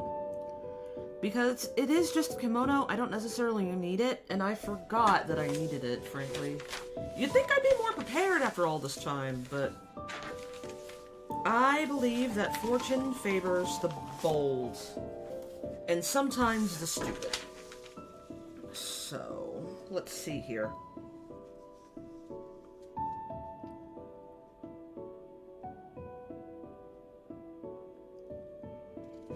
Okay. First things first. Let's make sure everything is in order. So, Let's fold the interfacing because we'll need it in a minute.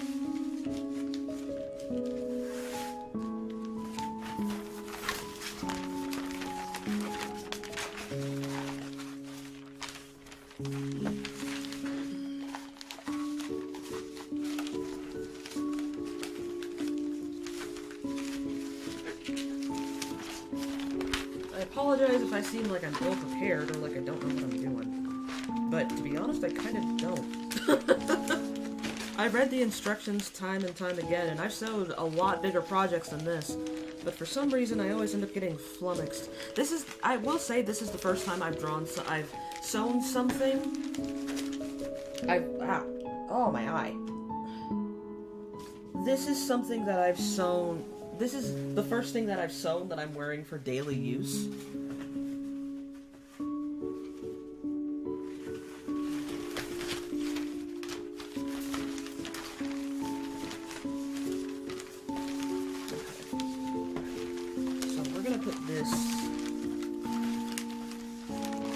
Stays together in the shelf, so it stays out of my way. And then here's one sleeve. Here are the scraps.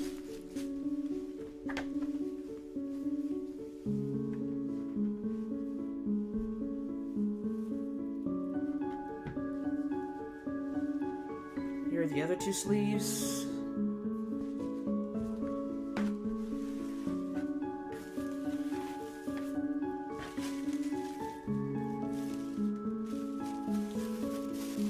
Sleeve pattern with them so I don't forget them. I've been getting into embroidery and just practicing patches. Yeah, you know what? Actually, husband wants to do a little bit of embroidery for his tuxedo. He wants to match my wedding dress a little bit, which has been kind of difficult because I can't tell him how my wedding dress looks. And I can't tell you guys either. Hopefully you guys will get to see it next year. There's a chance you probably won't get to see it till next year, because my wedding isn't until November. But just know that I'm gonna look good. I'm gonna look fancy.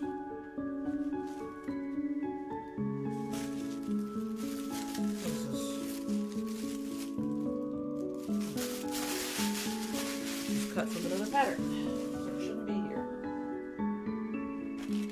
This is trash. It goes with all the other trash.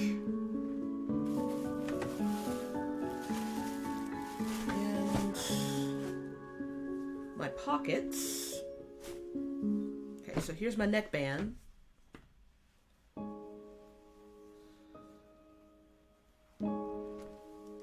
The other neckband.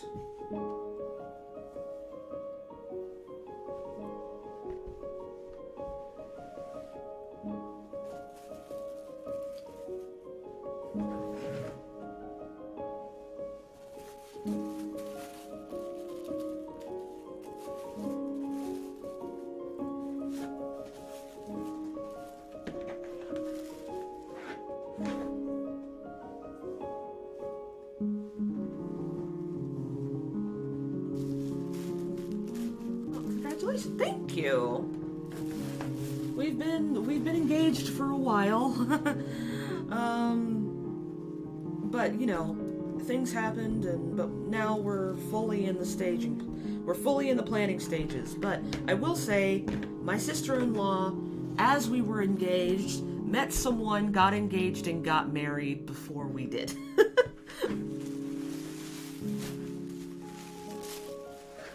I'm not mad or anything, I just think it's funny. Okay, so back A and back B, and then we have our sleeves. Okay, so back A and back B are just gonna have to be single layered. I really don't think I need that underlining. But let's make sure let's be meticulous. Let's be meticulous, and let's make sure that this isn't enough.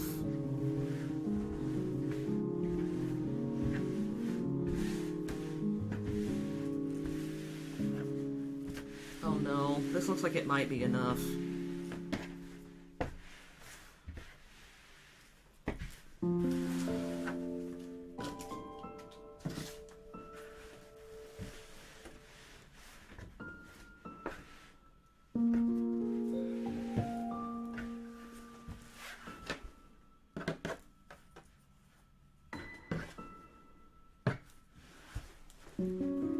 I really wish this underlining was darker,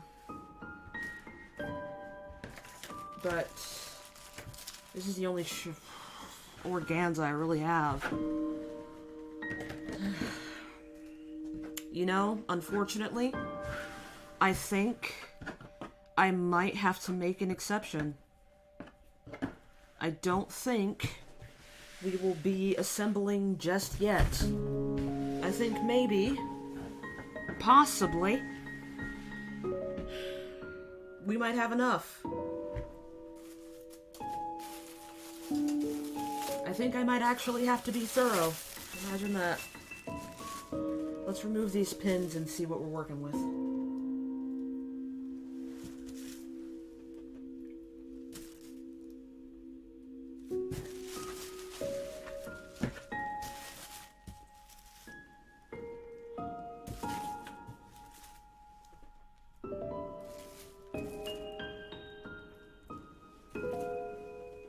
Okay.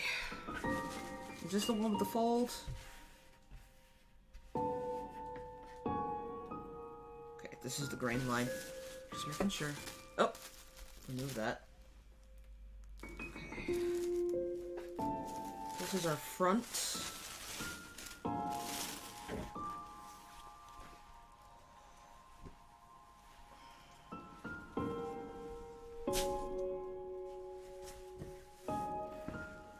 One of these reasons I wanted to try and view the streams that I'm trying to get into sewing too. Well, if you keep watching me, it'll show that it's definitely a process.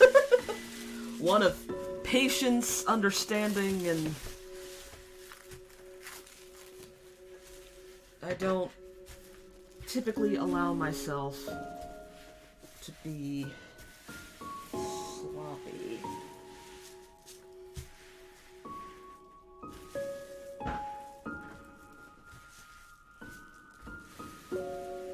Yeah, I think I'm gonna have enough for some underlining. Well, I guess we're doing more fabric cutting, guys. I guess we're still at this.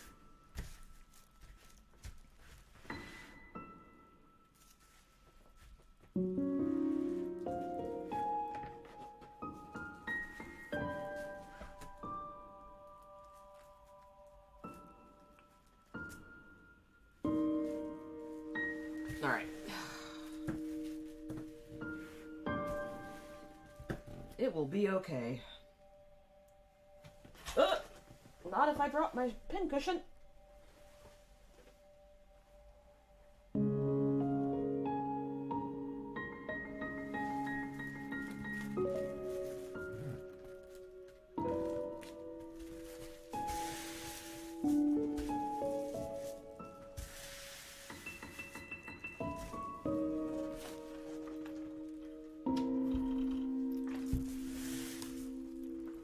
Very careful, I do not want to burn this fabric.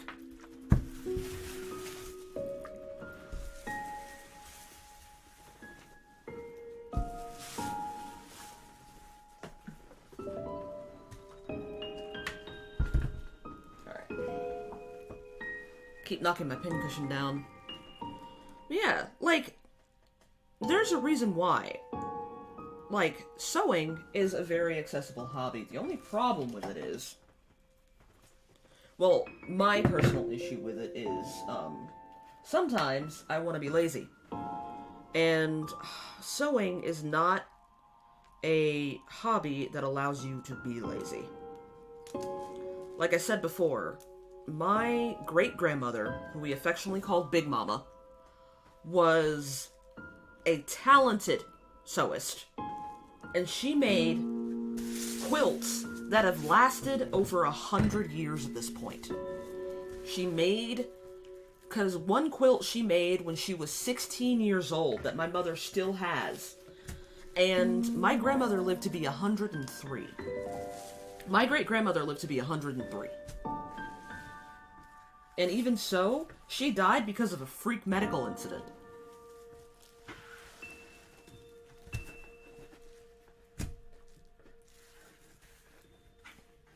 So, that's a hint. Crafting literally keeps you alive.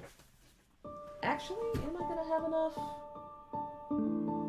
I might not have enough, but we'll see.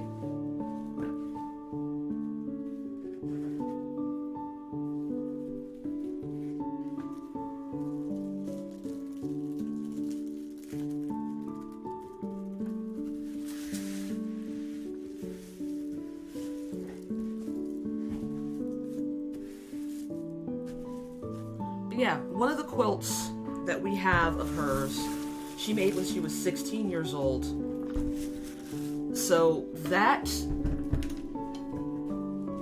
quilt has lasted over 100 years. Has lasted over 100 years. And probably as many cleanings. We have brought it to... It has... Those quilts have traveled countries. They have traveled states. They have traveled across the country. And they're a little worse for wear. They're a little torn, but we've always been able to repair them.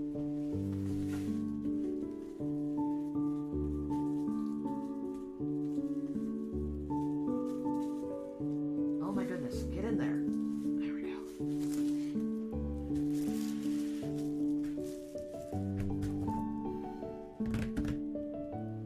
And my fabric pin has absconded yet again.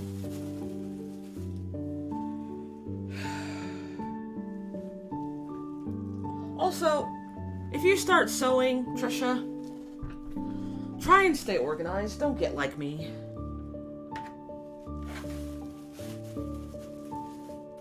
Here it is.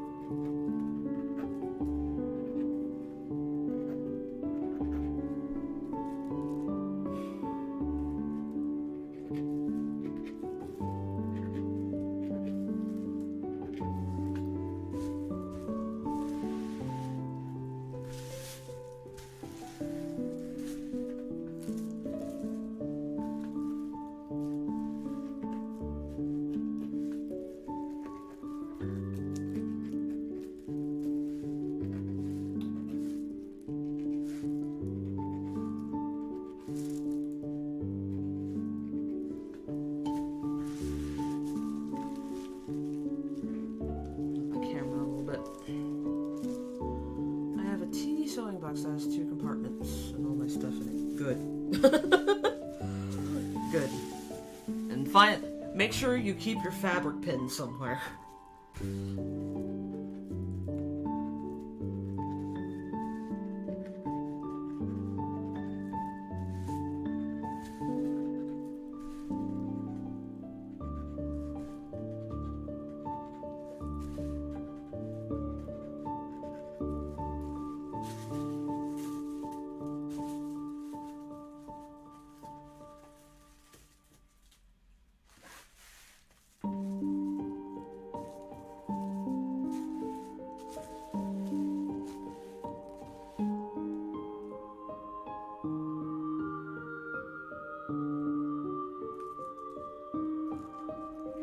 My husband wants to do the same thing. He wants to sell off his Magic the Gathering collection.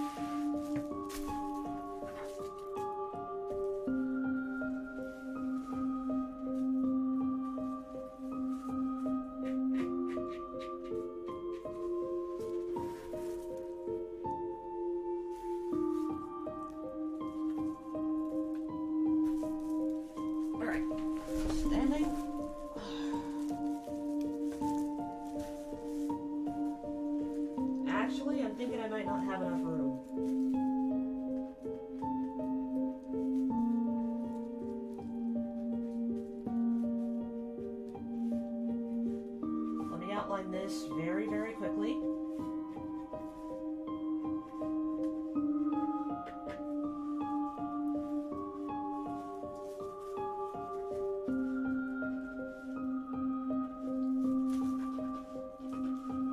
Yeah, we'd probably have to go to the next town over for that. Although there are lots of places in my hometown that do that now. I never thought my hometown would be a place for, like, places that are now known for places for people to play Dungeons and Dragons and Magic and stuff. Especially because I remember a time where that particular town was known for actually trying to start, like, a moral authority to protest against things like that. I remember there being Parents Against Final Fantasy meetings.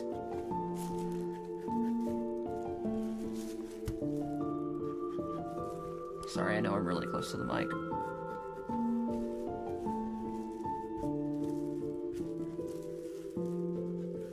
This is kind of sloppy, actually. It'll be okay. This is just the underlining, if there's enough.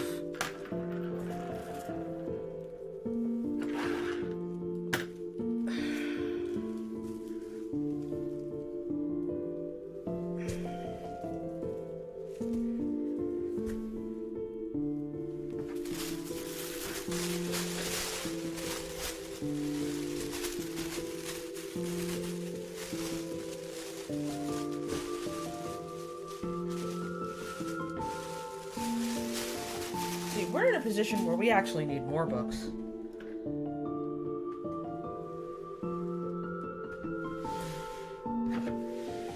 Yeah, it's always sad to let go of things that you had for a long time, but it's also good to make room for new. Ooh! Sorry. Okay, we're all turned around. Hang on.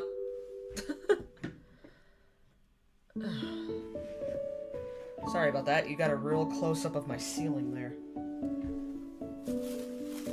Alright, this was the front. Now let's trace out the back.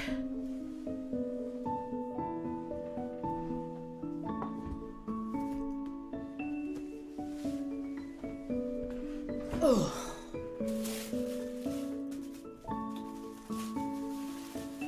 Is this it? Yes, this is it.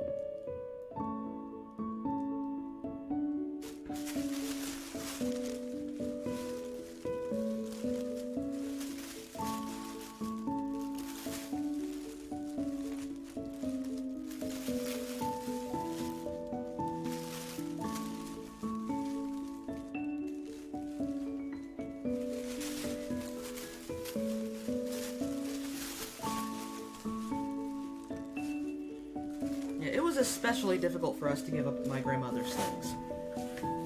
We ended up donating them to to a place that was very near and dear to her heart, but it was very, very hard. This is where my fold line needs to be.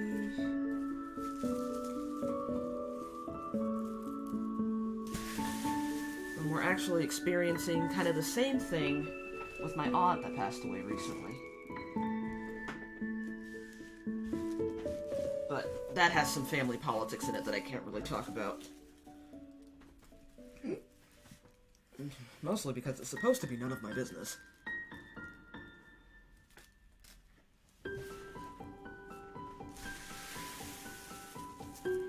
But you know how you have a cousin that just likes to tell you everything that's going on with all of the family? I have one of those. And he likes to tell me everybody's business. Even and sometimes especially when I don't want to hear it.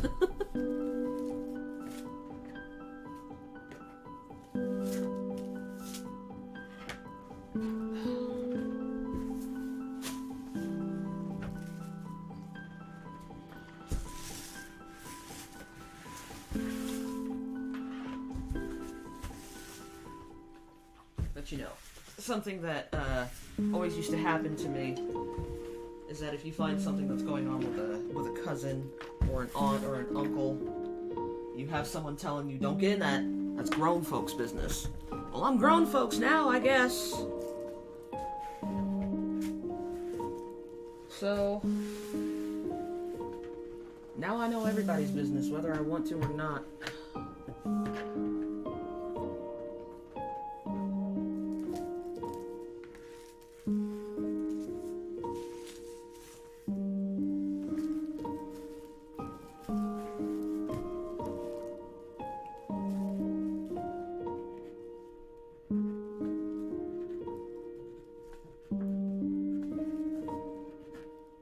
Oh, right. I keep forgetting to pin these. Oh, gracious.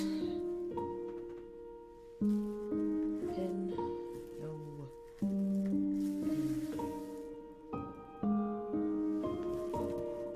Remember when I said we were going to start assembling? Notice how it hasn't happened yet.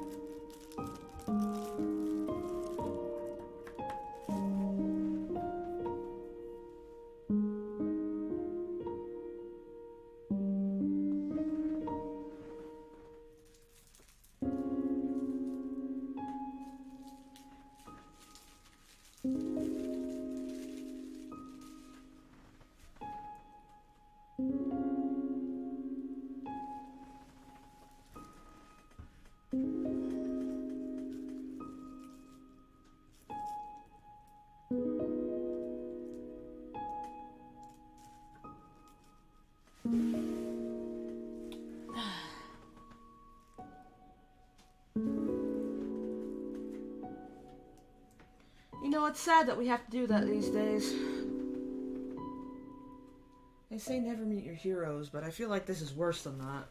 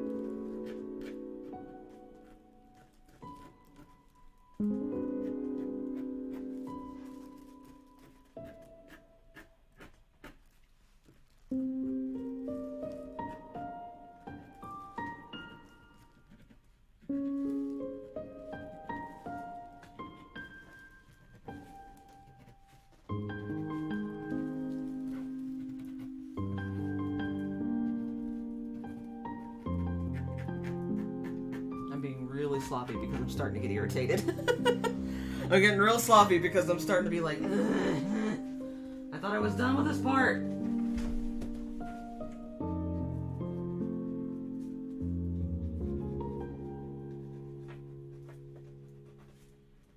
I have 2 more steps to go, unfortunately.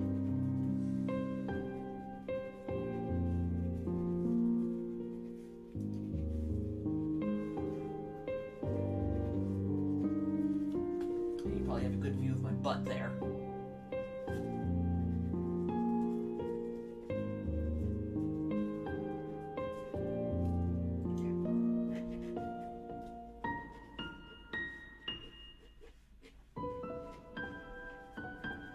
Right now, this very peaceful music is keeping me from losing my temper a little bit.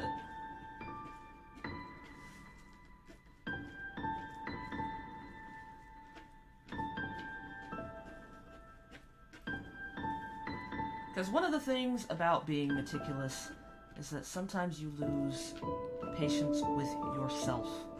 Right now I'm kind of there. Because the thing is, I had cut a lot of this last night, but then I forgot that I needed underlining. That's why I pulled out the pink chiffon, or organza.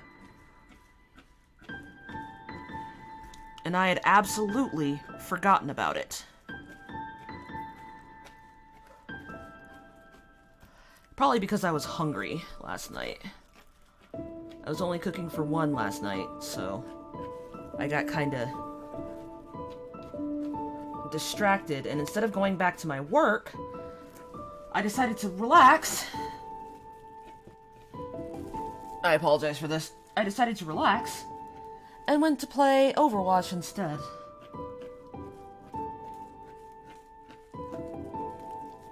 Which, to be honest, is a game I really shouldn't be playing anymore. The other reason I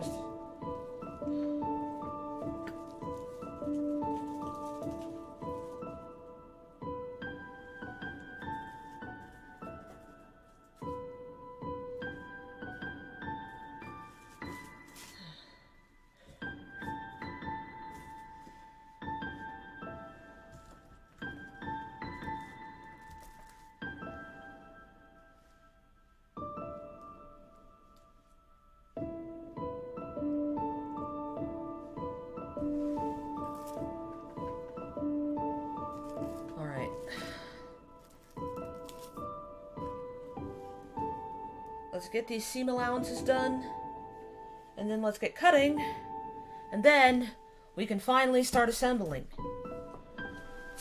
I planned on starting to assemble before 2 o'clock, but it looks like that's not happening.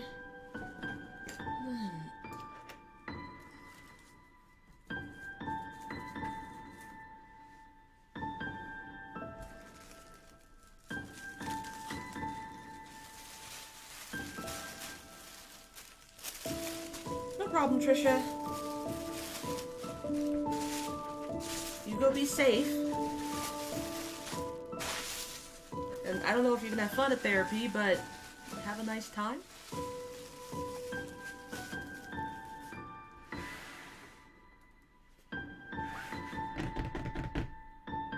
Alright, seam allowance time. We'll do it for both sides. Where the hell is my gauge? Here it is. Come here.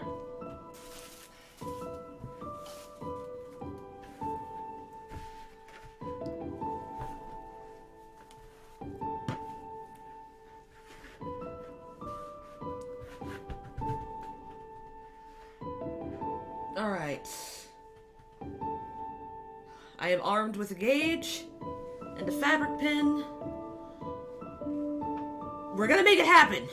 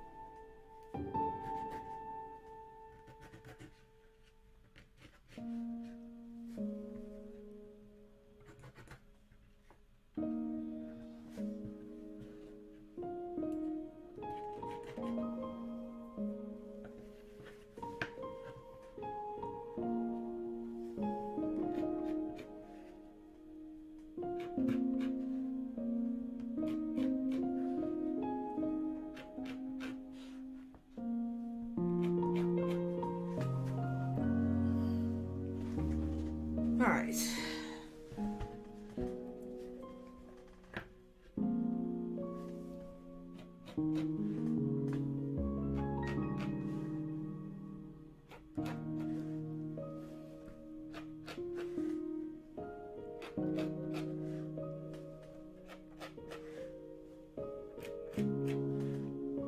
here is the question. Do we try to finish this today? Or could I do this tomorrow? I don't know. There's a part of me that really wants to finish it today. Because I have something that I want to do tomorrow. Something specific that I want to do tomorrow. I want to try a co-working stream. Because your girl has got to finish. Because your girl has got to finish a novel.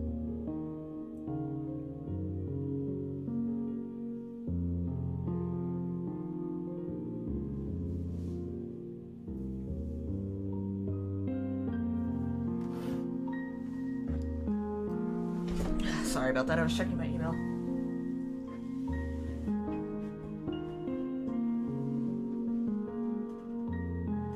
But I feel like this also counts as a co-working stream, super honestly.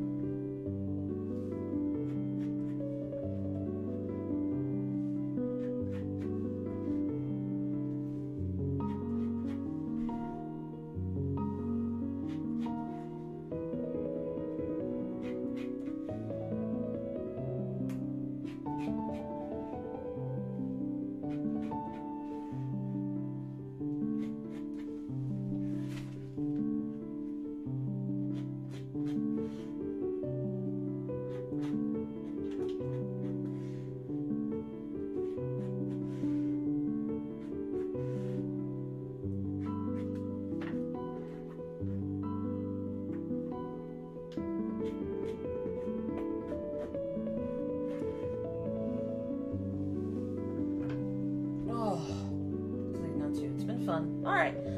See you later, fun. Oh. Oh, my back. Man.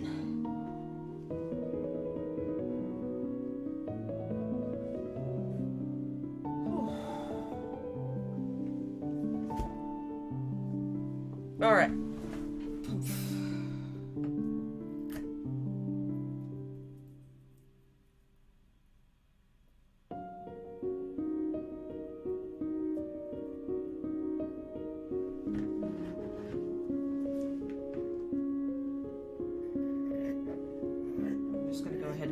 Out. See,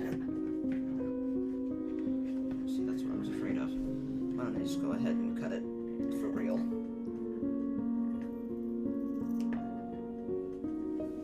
Because I'll be honest with you, my brain already wants to be done with this part. My brain wants to be done with this part real bad.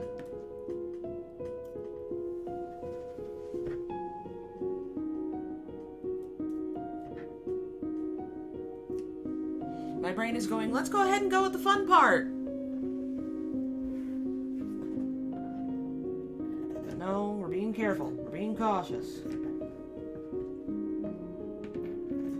this fabric is very hard to cut.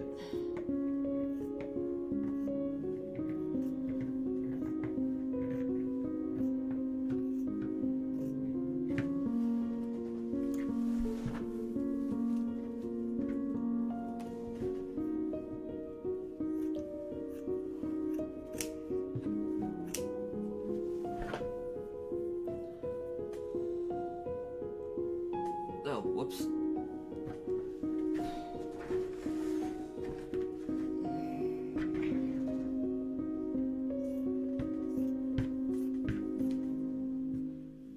Being a little sloppy here, but it's okay.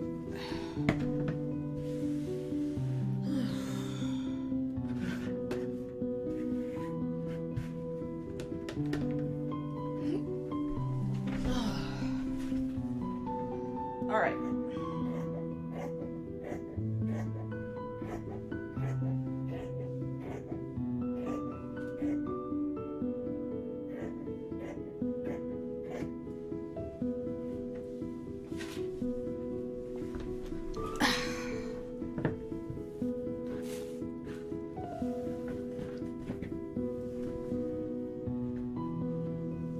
Alright.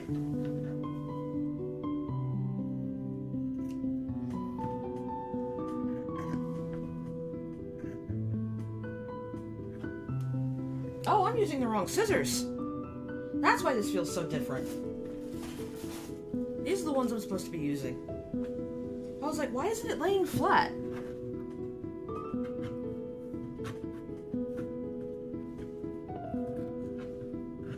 Okay.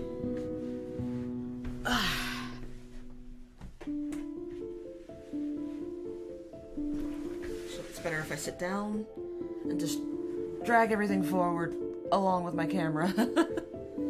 And then just cut it like this, even though I'm really screwing up my wrist while doing so. Everything I love gives me carpal tunnel.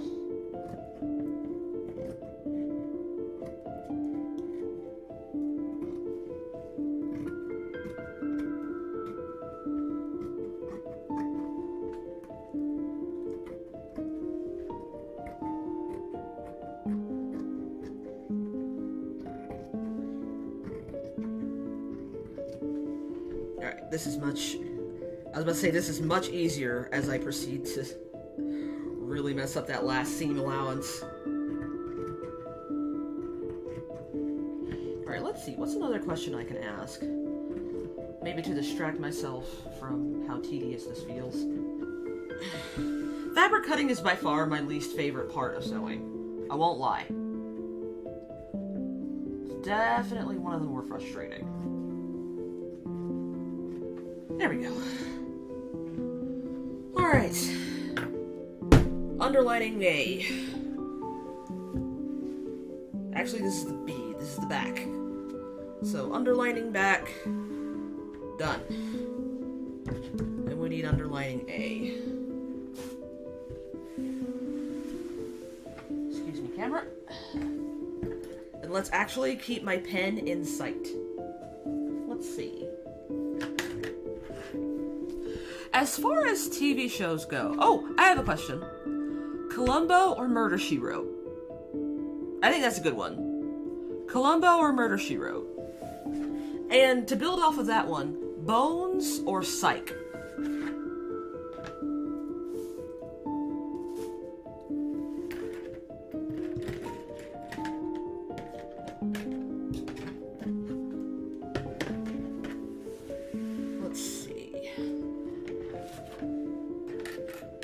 Because for me, as much as I hate to admit it, I gotta go with Murder, She Wrote. Not to say that Fletcher is better than Columbo, because Columbo is absolutely the better detective. Because it's his job. But I find the character of Jessica Fletcher a lot more endearing than I do Columbo. And that might be because I didn't necessarily grow up with Columbo, but I grew up with Murder, She Wrote. And if I had to go, Murder, She Wrote to me, I used to watch it with my grandmother. Yeah, Columbo, by the time we were growing up, Columbo was only on a few channels. It's now, like, on every channel now, because, like, the rights, I believe, got released by NBC. So it's, like, everywhere these days.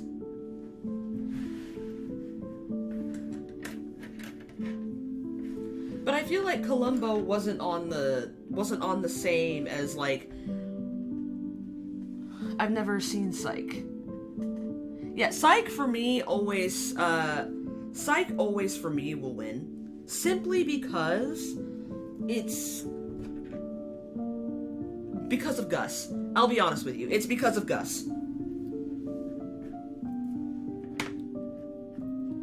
Like, Gus and Hardison were really, like, the first cool black nerds on television. Especially Hardison. Hardison was really cool.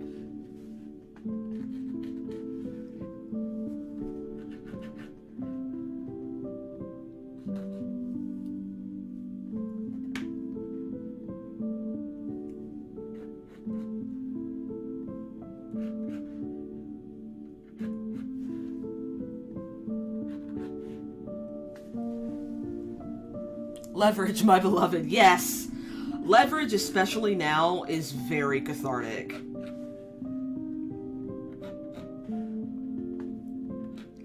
It kind of jumps the thark. Sorry, I'm still getting used to my... my new lisp here. It kind of jumps the shark in the 4th season, and then on, but it's still really good.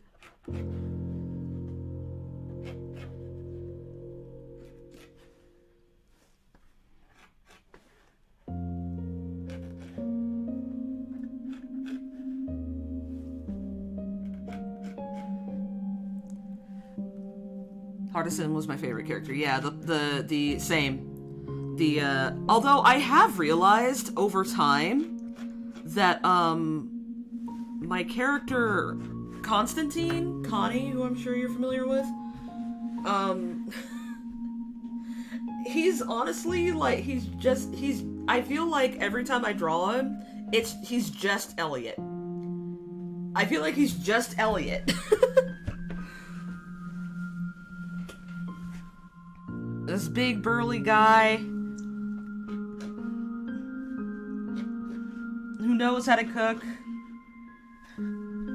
but can also beat the shit out of people.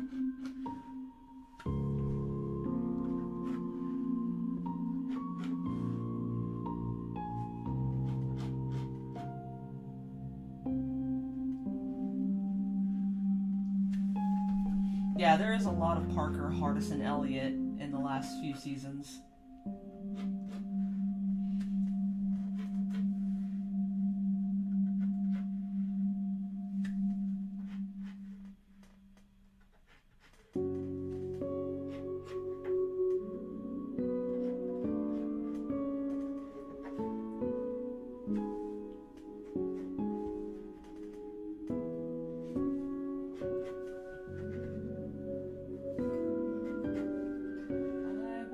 Done with this.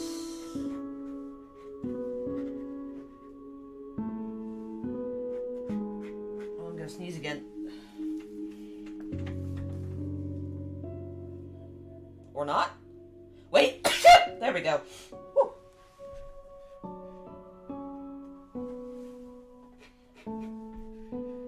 Yeah, if I was using the same computer, I'd have my little PNG tuber up here, but I don't. I'm on a different computer.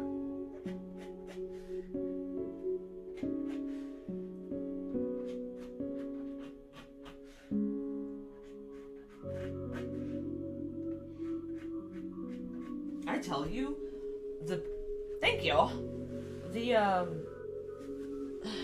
The allergies this season have been absolutely brutal. I don't think there has been a higher pollen count since 2012. There's definitely not been a higher pollen count since I've lived here.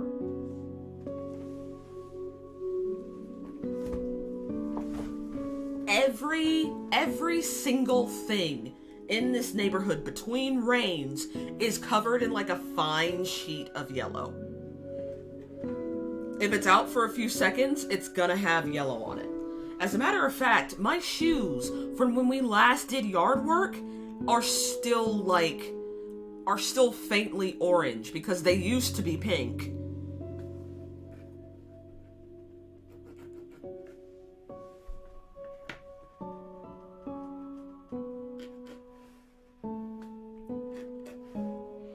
And I tell you, I almost never have allergies. It's not something I've ever really had to deal with.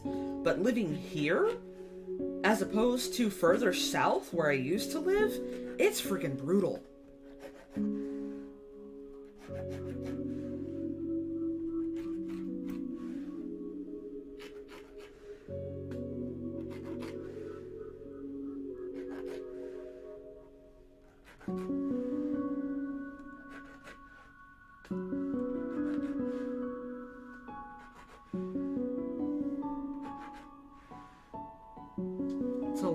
It is a lot of pollen. My poor husband's miserable. And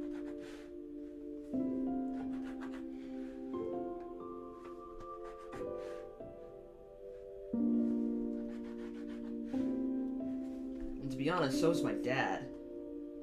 I called him last night and he was like, yeah, is everything okay? Do you need anything?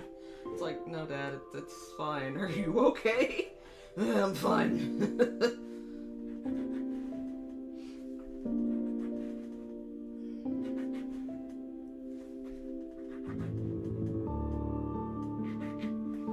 Alright. I really should have given my, this a longer hem, but I think I'm just gonna make it a rolled hem because that's what the pattern says. Sometimes you can make a normal hem, but I think since I have rolled hem feet, I think that's what I'm gonna use instead. I'm gonna actually give them a test.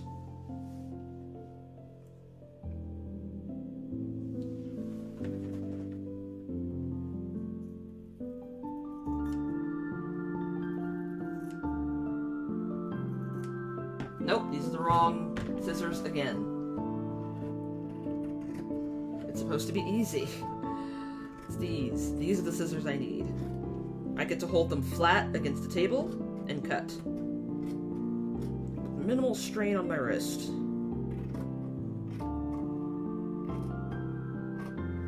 Now the question is, why do I have both of these on my table? Couldn't tell you.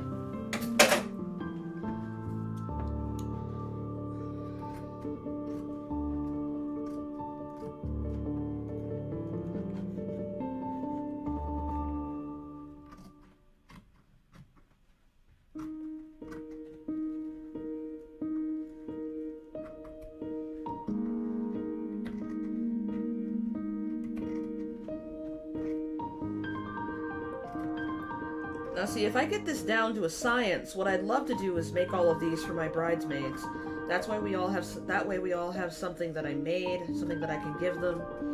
If I'm not able to get this down, then I'm probably just gonna give them some nice matching jewelry they can wear for with their bridesmaids' dresses.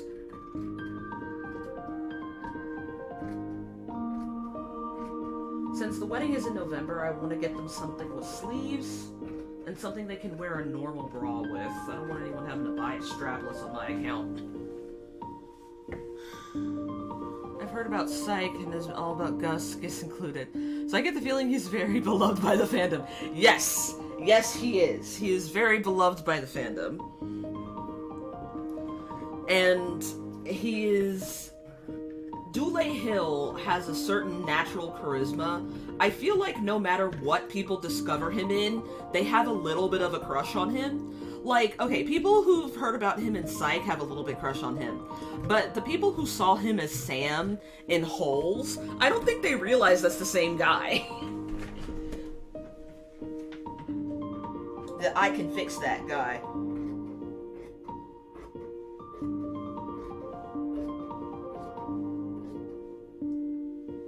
Strapless, yeah. Well, also, I don't want anybody spending too much for my wedding, you know? It is my goal that no one has to go over $90. Like, weddings are expensive, but so is being alive. And I don't want to put any unnecessary strain on people. And normally, I did some research, right? I did some research. And apparently, people are expected to spend up to $350 as bridesmaids. And that's wild to me. I've been in tons of weddings. Alright? I've been in a lot of weddings. I have never spent over $200 to be in a wedding. But nowadays, people are going on, like, bachelorette party weekends. Like, bachelorette party weekends and all this stuff, and it baffles me. It baffles me, it really does.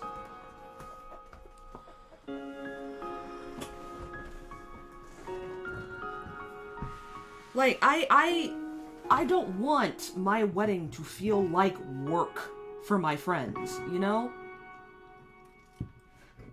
I don't want them to be like, oh, here she goes again. You know, like, I understand that, like, so I understand that I'm a bit of a perfectionist. And if I am paying for a service, especially as someone who used to be a service worker myself, I do expect a certain amount of,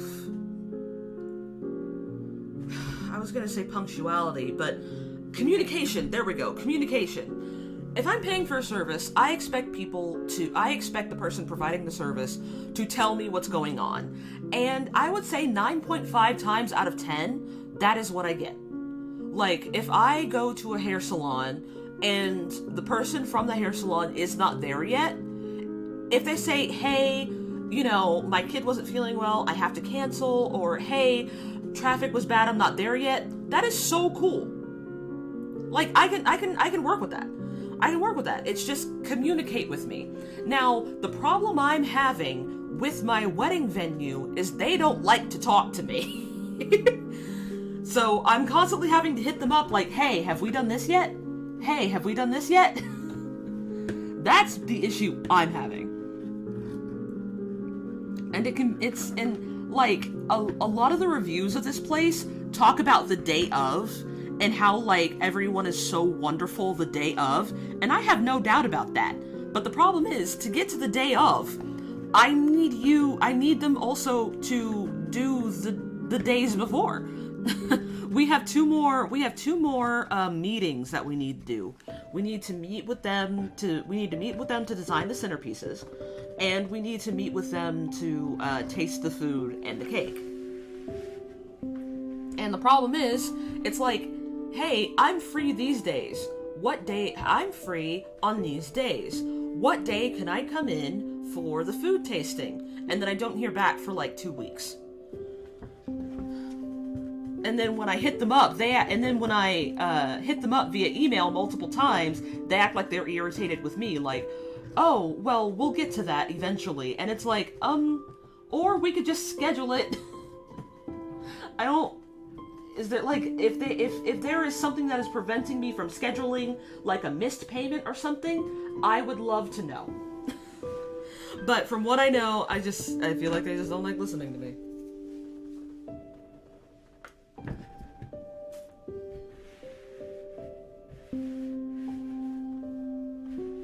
Alright. This is everything. Now we are done with the fabric cutting. Okay. Now let's start on some assembly. Does this have a fold in it? Yes, it does. So this goes with this. So yeah, I don't expect much. I just expect to be spoken to. I just expect to be given a heads up or two.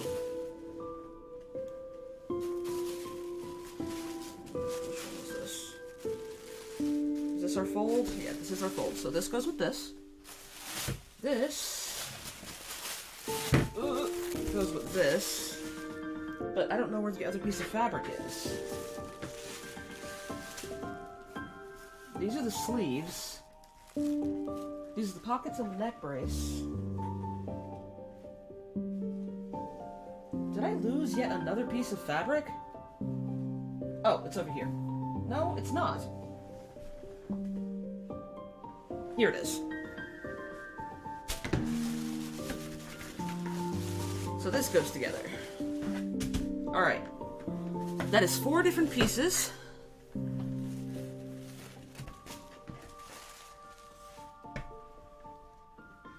And here is our neck bit.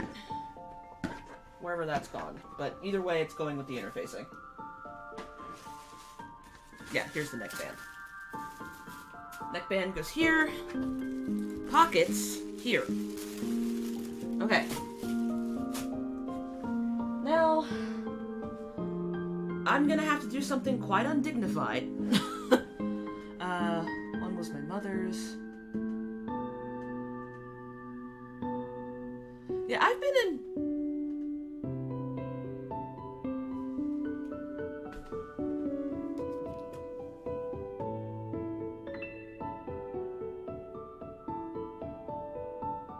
Sorry, I just got really distracted by something. I was listening to classical music, specifically Mozart, but, I realized that I ended up listening to yet another Zelda cover, and I was like, what? Sorry, I was really thrown off by that. Yeah. See, I've been in lots of weddings, and I've never spent as much money as people are saying you should spend. Like, people are talking about, like, people are saying that you should be spending, like, $250 at minimum, and it's like, no. No. It's absolutely not.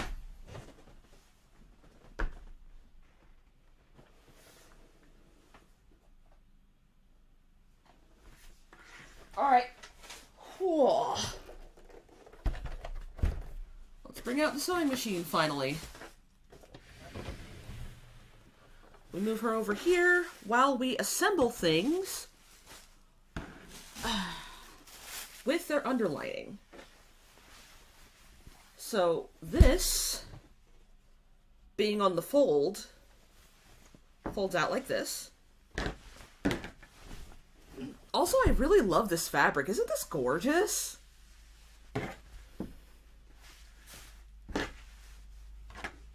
Alright, see, now we're on the fun part, so you can tell my mood has already improved.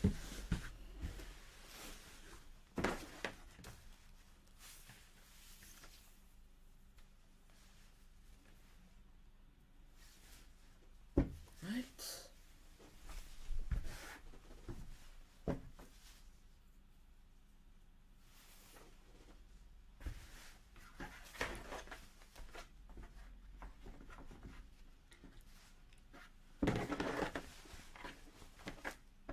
I love the poppies. Yeah, me too.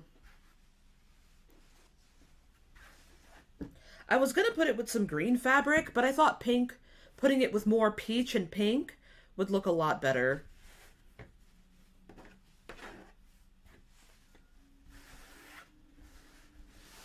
Alright. So, per the instructions, these are the later instructions. Man, you'd think I'd be a lot more organized. Here they are. I threw them on the floor for some reason. So per these instructions, I should pin the underlining to the wrong side of the matching fabric piece, and I need to baste inside the seam allowance, leaving both ends of the thread free for easier removal. And I need to do this I need to do this for the sleeves. I need to do this for the front and the back and the sleeves. And the sleeves are just double the fabric, so.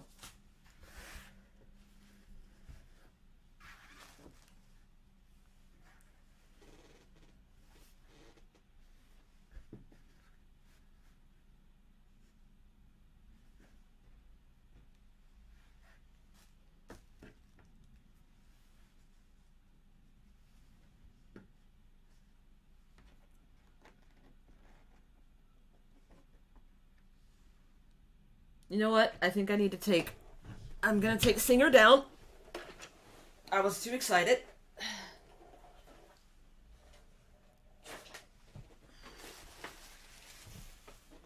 Lay this gently on the floor real quick. This way so I just have a bigger surface to work on. Let me get rid of this for a minute.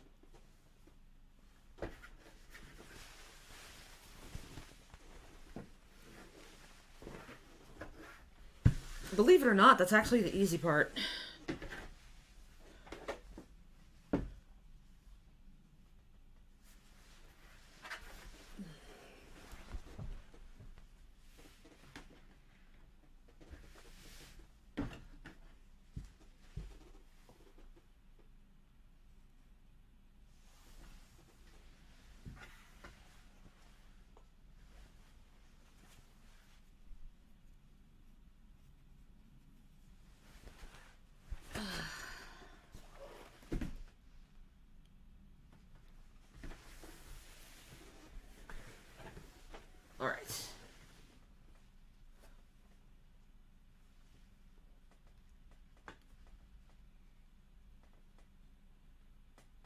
You know, it would probably be better if I pin it like this. Just like that. Because then what happens is I can sew over the pins. And unfortunately, since I didn't cut these together, these will not be one-to-one.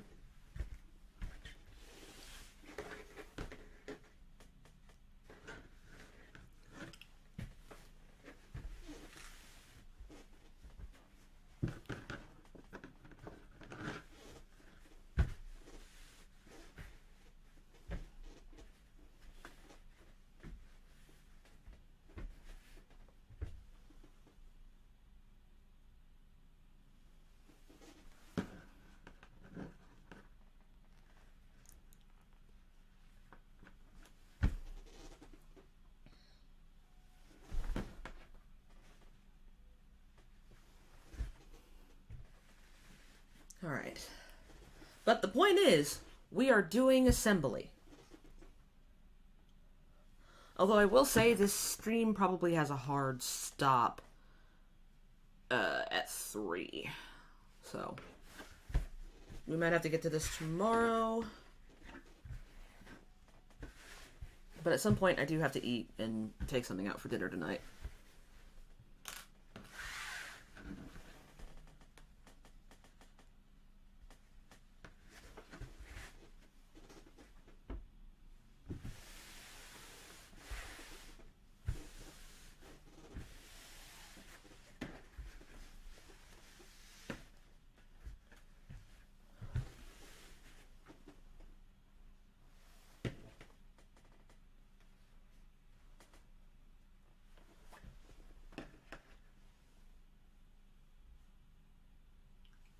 Back.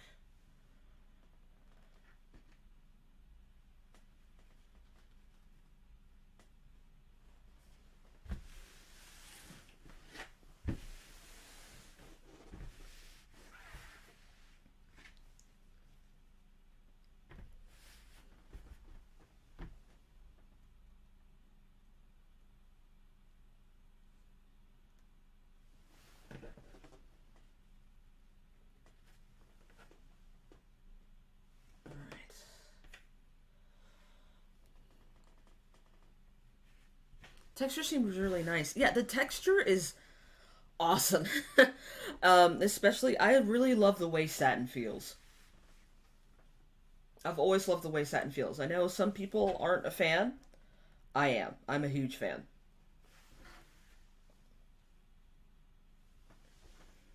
If satin has 1,000 fans, I am one of them.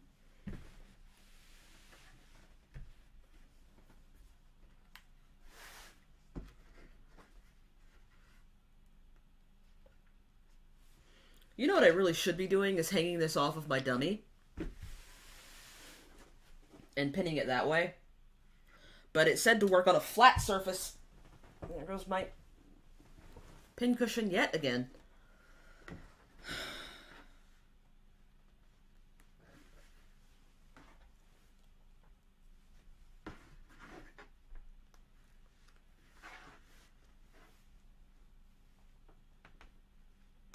Yeah, see how... Yeah, this is cut a little unevenly, but it's fine.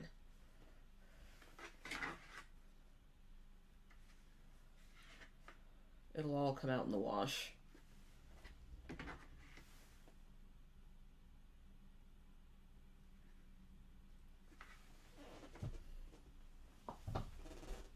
Alright. I'm going to stand and make sure that this is a suitable pinning job. Without stabbing myself, hopefully. Yeah, that's suitable. Alright.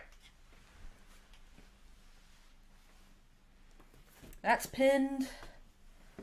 I gotta be very careful when folding it.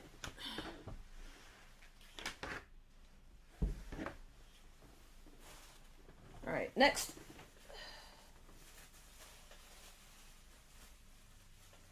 This would be our sleeves. So the cool thing about the sleeves is that they're going to be the same on either side. And plus they're not as long, so it'll make things easy.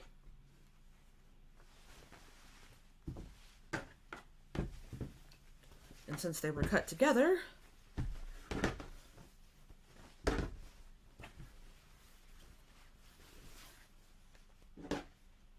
on the wrong side.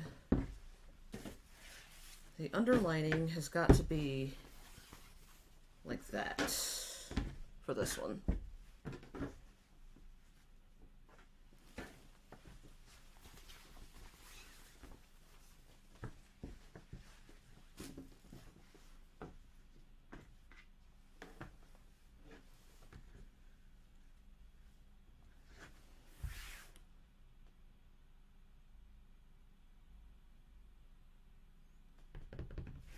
Let me reread my instructions one more time.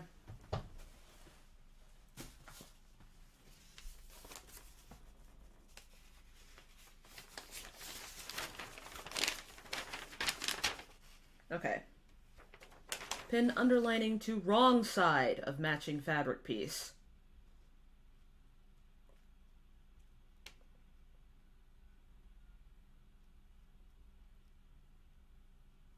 And the underlining is supposed to go front and back. Alright, I'm gonna go with my instincts, and if I screw it up, I can always start over.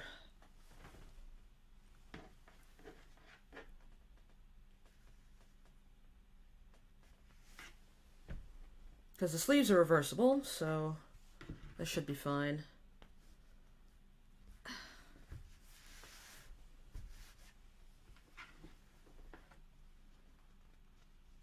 I thought I made my sleeve seam allowance a lot longer, but I guess I was wrong. Oh no, I only did it on the other sleeve.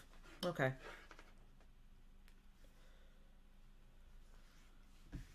It'll be alright.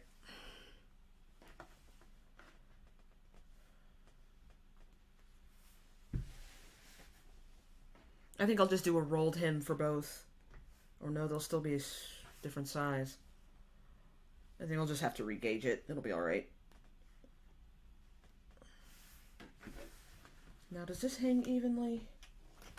No, it does not, actually.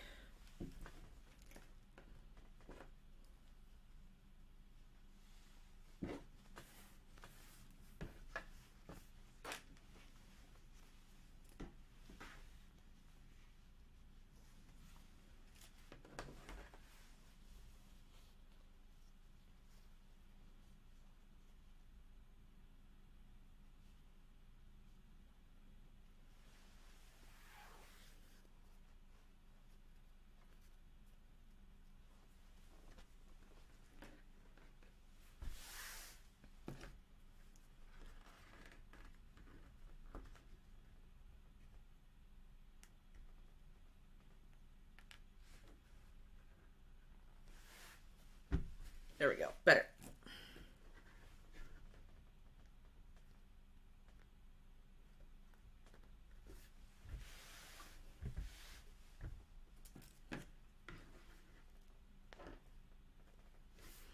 Yeah, but if you can believe it, this fabric was on sale for $4.99.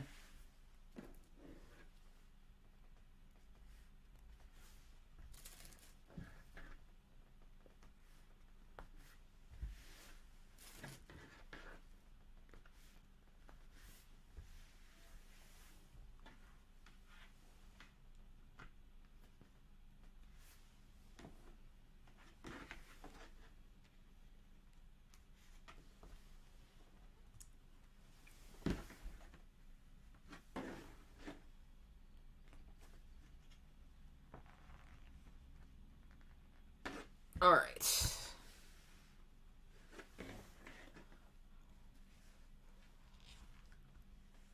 That's one sleeve.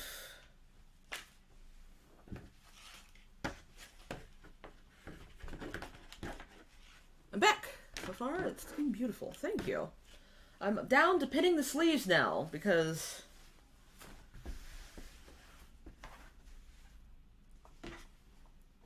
I want the sleeves to be reversible.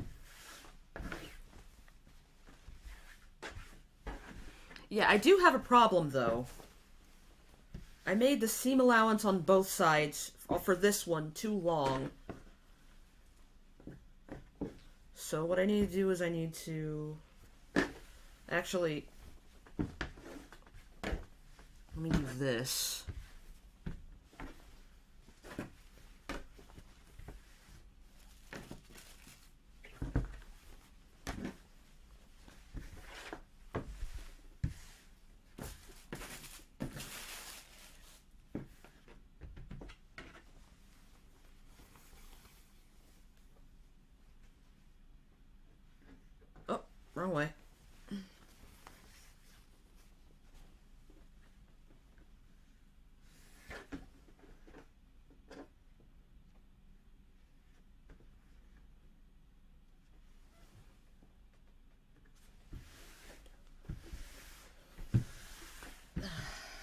So we're going to regauge this.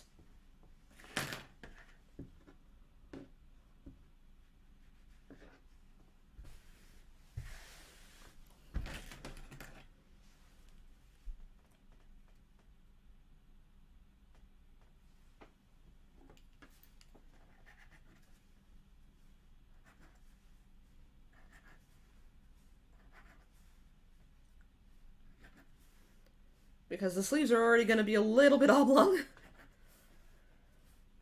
But, Katrina and I were discussing, after you left, about the amount of money people are expected to spend on weddings. And, I was doing some research when we first started planning. And then, one person said that you should expect your bridesmaids to spend anywhere from $250 to $350 on your wedding in total. And I am drawing a hard line no on that.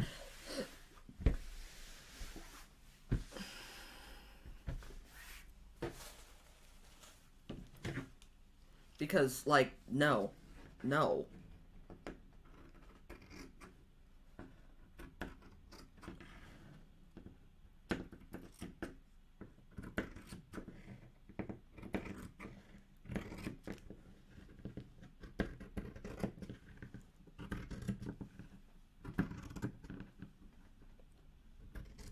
Yeah.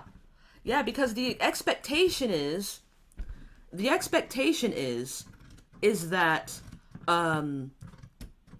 it's the dress and then the matching accessories to go with the dress, the shoes. Then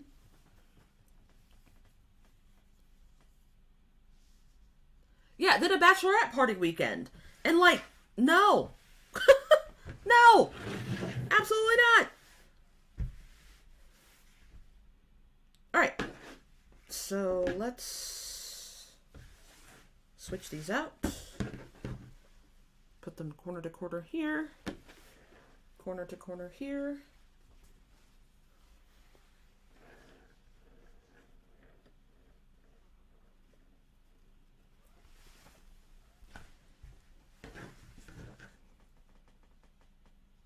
Yeah, 4K on it, no.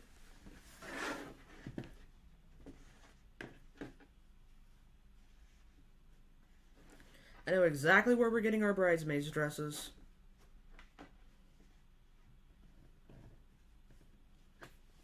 And it's a local store, and it's the local store where I got mine. And the store is owned by a cosplayer. A legendary cosplayer, actually, in this side of town.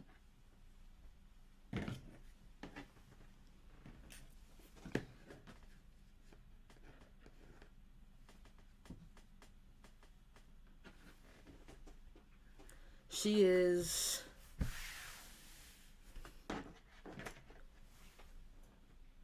It's such shiny fabric. Yeah, this cost me... This didn't actually... This was on sale, I think for like $4.99. $4.99 a yard. And that was before they went out of business. I'm gonna miss Joann's, man. I'm gonna miss Joann's.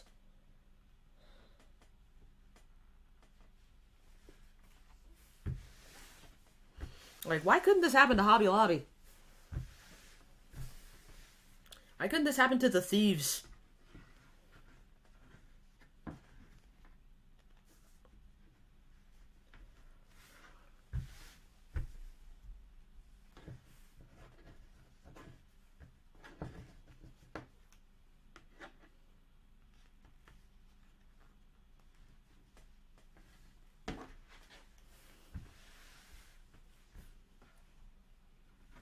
Yeah, if we could go...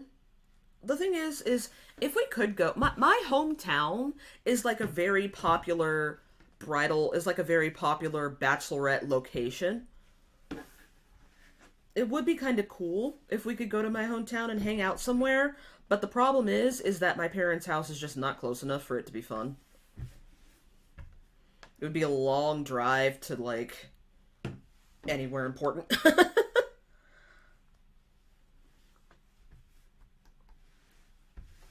Oh, yeah. I actually had the picture of her, but it kept getting distorted when I tried to get it into the when I tried to import it into the file. So I just used the dialogue. Florals for spring, groundbreaking. You know, I thought Meryl Streep was British for years. Alright, that's 2 sleeves. And now, for the last 2 pieces.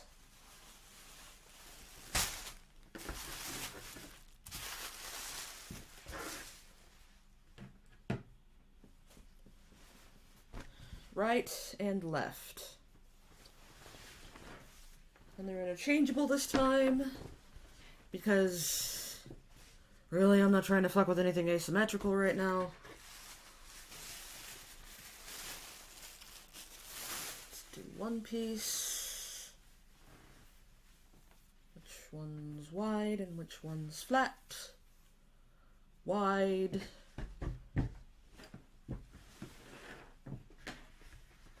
Oh, I can't use this piece. I use this one.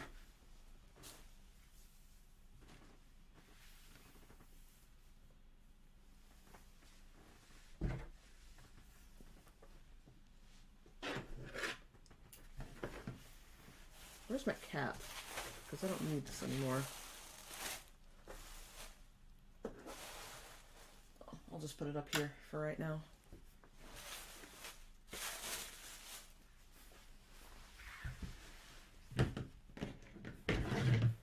You know, despite my reference, I'm actually not a huge fan of that movie.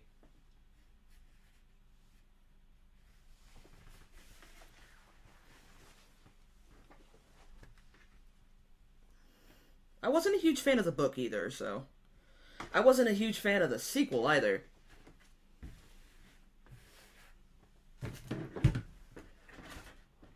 Well, it wasn't really a sequel. It was more like a spiritual successor. I think it's like her cousin. And it's called Girl Something. I don't quite remember. But I do remember the character's name literally being Girl. And her mom called her Chica, affectionately.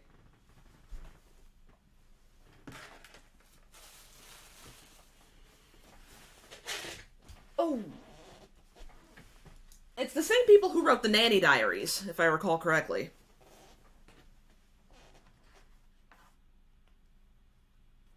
But their story is always about some girl, or some not quite a woman, really struggling at her place of work.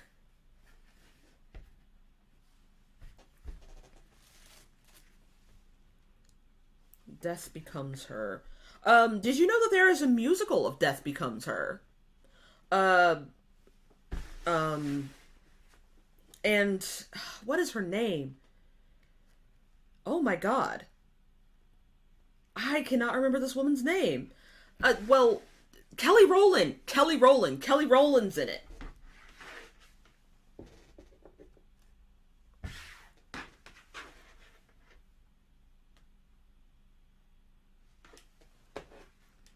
Or is it Michelle? I don't remember.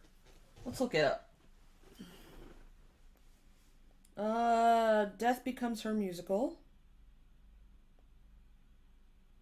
Broadway.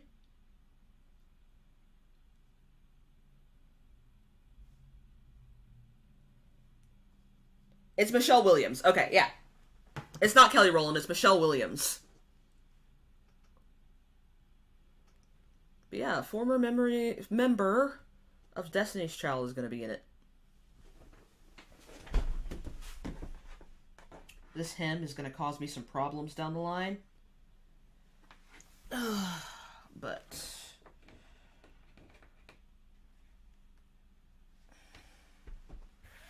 just as long as the sleeves are correct, the sleeve holes are correct, I don't really care. As a matter of fact, let me pin those first.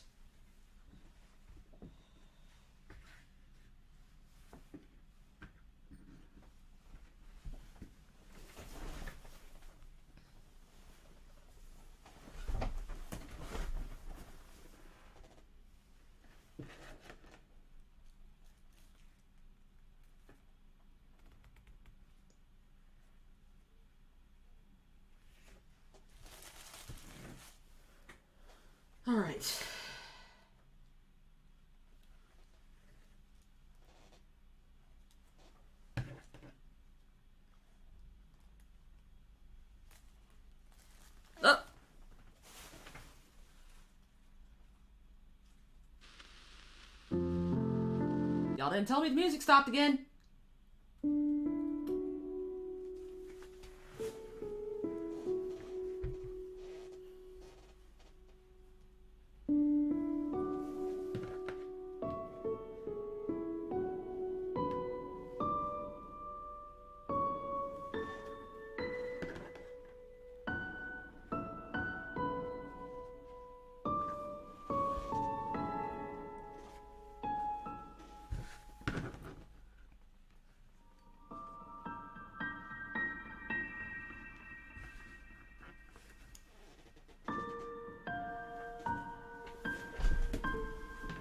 You know, after all these years, I am still really not sure about how I feel about the Heathers being made into a musical. Like, Mean Girls being made into a musical, I get, because music features very heavily in the original movie.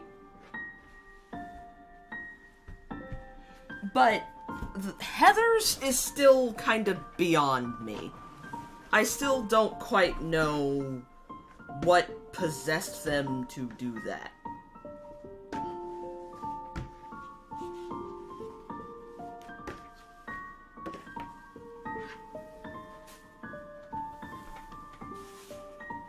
Like, the music is fine, I guess, but... Where's my other piece of chiffon? There it is. Is this it?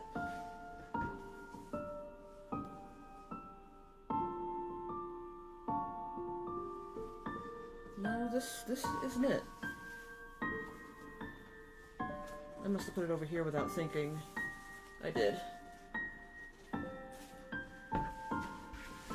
Like, the music for the Heathers musical is okay, but I'm just not into it.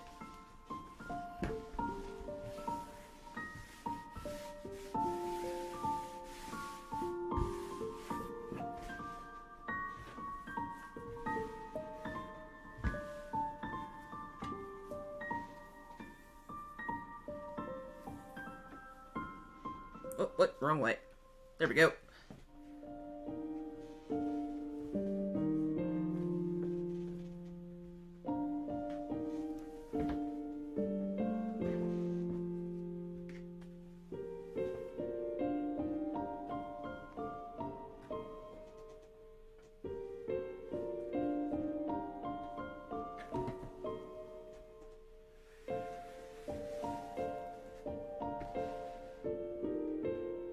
I went to see the live show here in London. I got myself the scrunchies. Cute!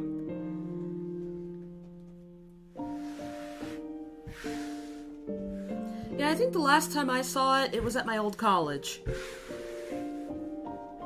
Last time I saw it, it was at my old college, and it seemed fun. But, I don't know, I just wasn't into it. I think maybe it's because I love the original movie so much that my hipster brain kind of went off. Do people even use the word hipster anymore? I feel like that's an outplayed millennial word. I say, as an older millennial. You know what? I actually need some water. And maybe a bit of a break. I usually get a mug. Ah. That's cute, though. I do have a favorite musical, Into the Woods. It's one long metaphor. It's one long metaphor, but I do love it.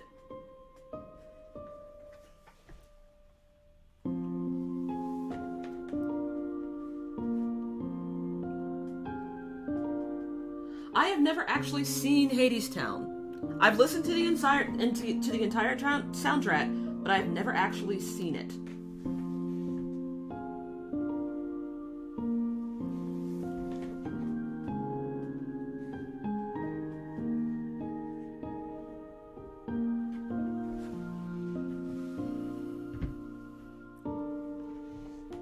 Hairspray is also a close second. Hairspray is a close second. We went to see Hairspray at the Fox, which was really nice. We got some tickets from our friends, and it was a really nice date night. I thought the kid playing Seaweed needed some work, but I don't think that's anybody's fault. It's on the playbill. It said it was his first show, so like, I imagine, you know, performing your first show, performing your first show in a city that you don't know must have been fucking terrifying.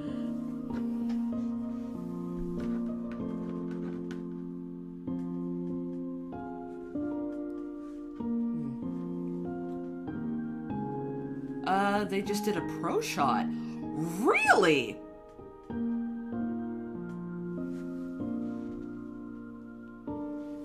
Now that I did not know.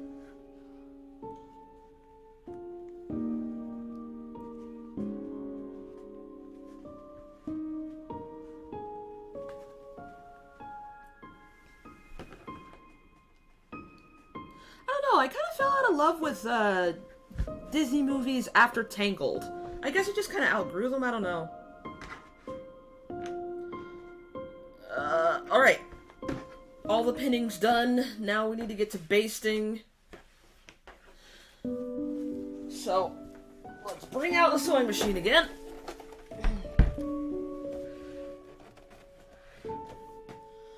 And we need to do a couple things.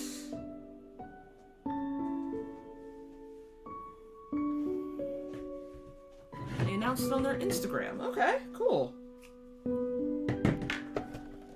I think I have one more bobbin in here. Or maybe I don't. Let's consult the almighty sewing binder.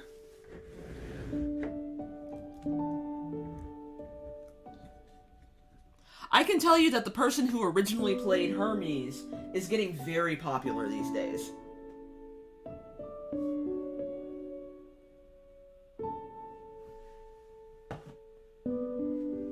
Like, I'm seeing him in a lot of TV shows.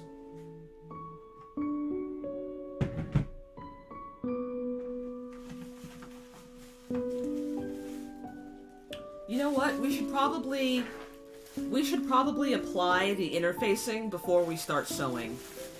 So let me do that.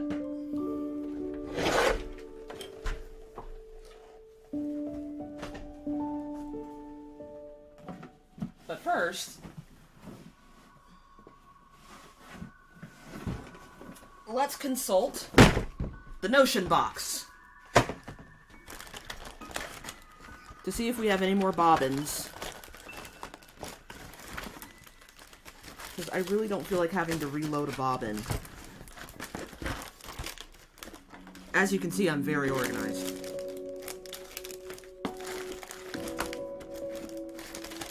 Alright. There are none in the boot box.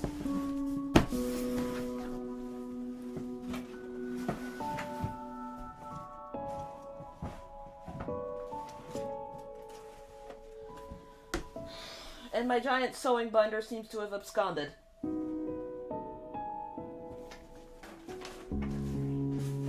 It's not in my organizer.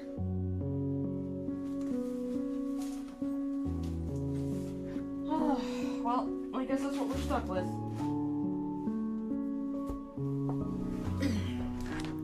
This slightly insufficient bobbin.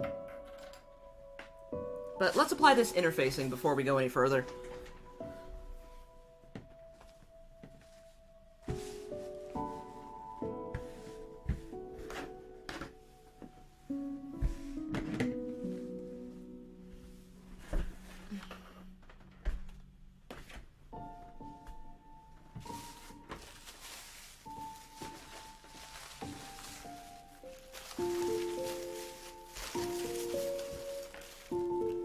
Yeah, I really enjoyed... Now, surely y'all saw what happened there just then. It's fine. This would be the second set of instructions here. I'm so glad y'all can't see my floor, because it's in a state right now.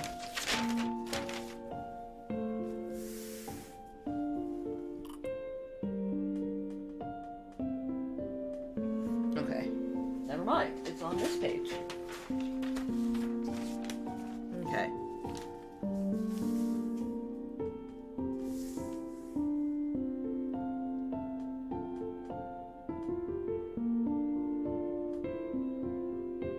Oh, never mind. I am only supposed to apply the interfacing on the wrong side of each neckband. Never mind. Yeah, neckband. Pin neckband, right, sections right sides together.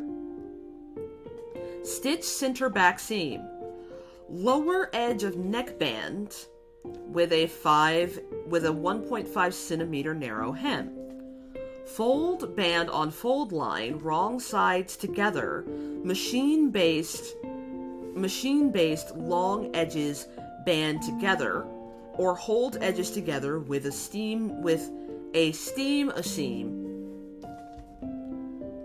Identify center back of band and center back of kimono.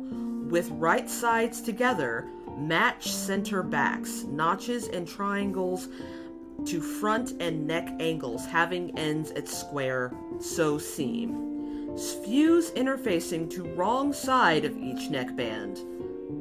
Fabric sections following manufacturer's instructions.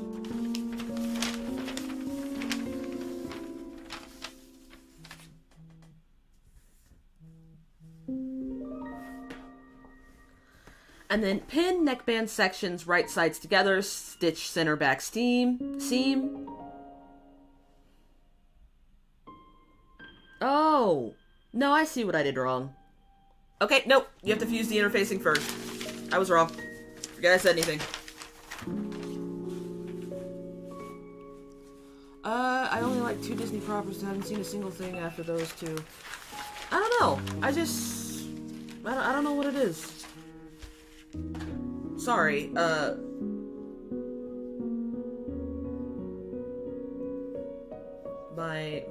brother and my mother are bantering in our family chat. And I usually like to keep my phone on during the day, because we all know what happened last time I had an emergency on stream.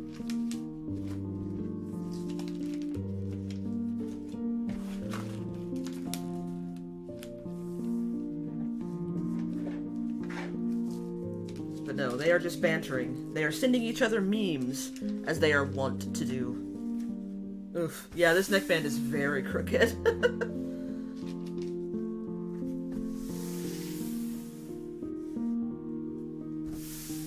Alright, let me make sure I have the instructions correct.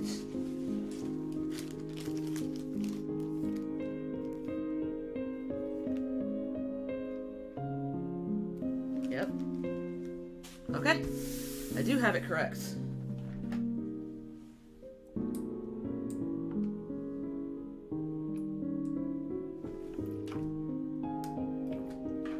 Alright, I'm gonna let it warm up.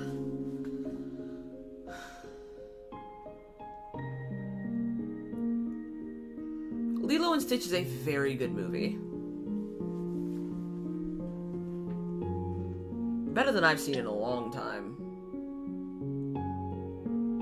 Also, it's just heartbreaking. Like, honestly, the where she's saying goodbye to Lilo?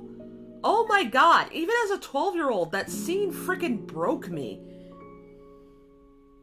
And I was just like, she loves her sister so much. She doesn't want her to leave. Why can't she stay with her? She's a good guardian.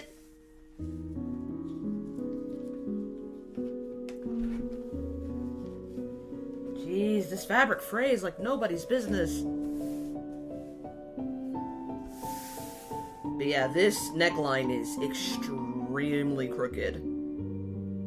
Like, it is bad.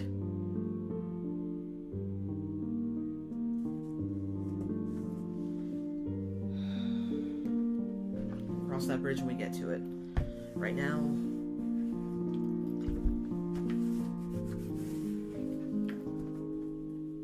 Alright.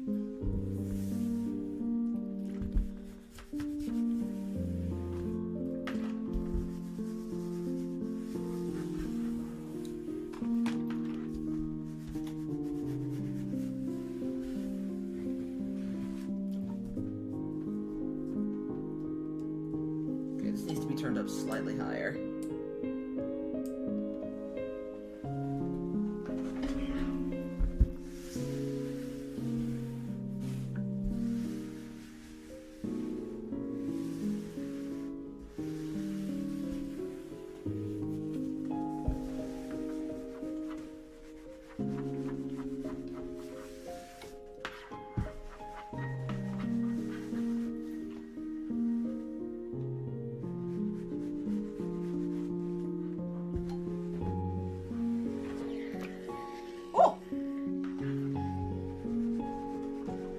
little higher, not a lot higher. Okay. At this rate, I'm afraid I'm melting the fabric.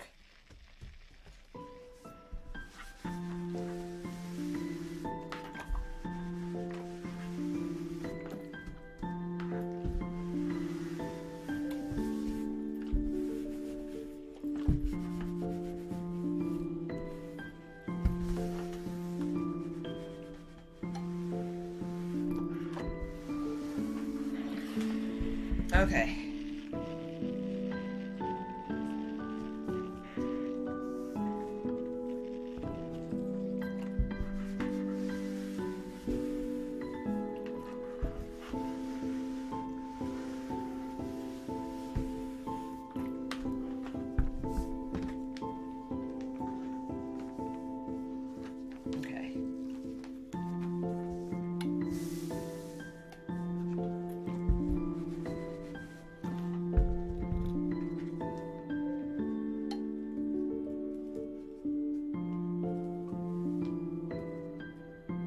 Alright.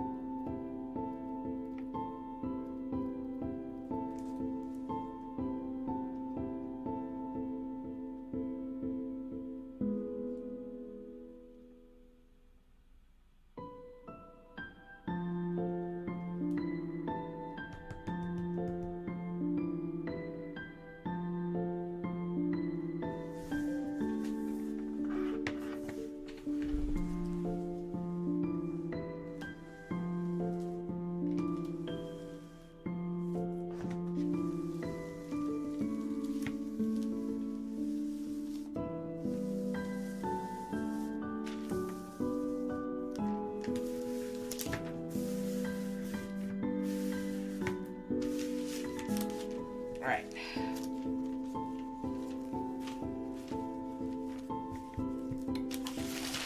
That's it for that.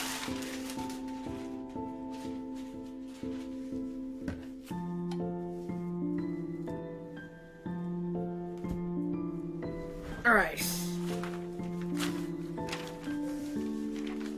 Oh, can't have that stick for too long or it's still hot.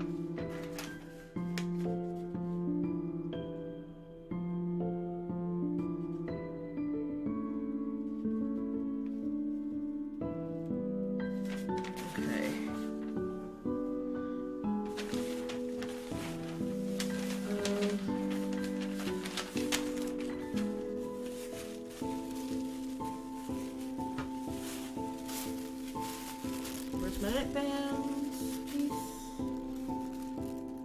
No, this is a belt. Where the hell did I get the belt from? Here's my neckbands. This is neckband A.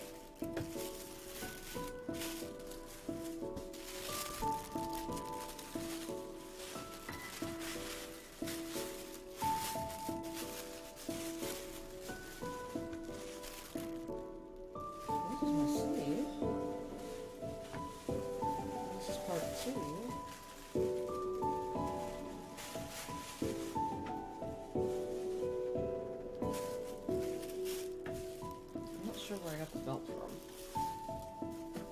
from. Ah, here it is. No, that's a pocket.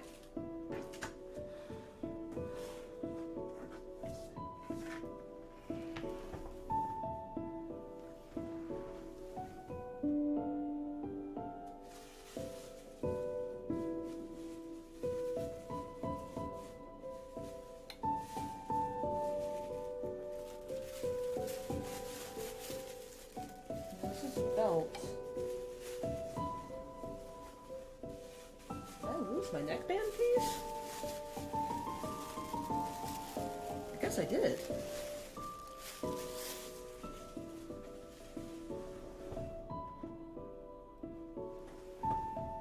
don't know where I could have put it.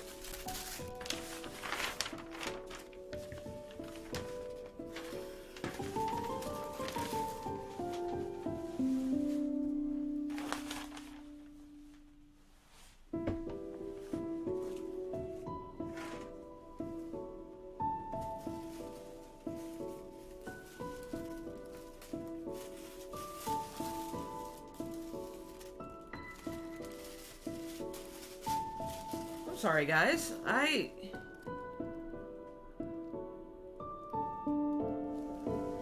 seem a little flummoxed here. I didn't put it in the...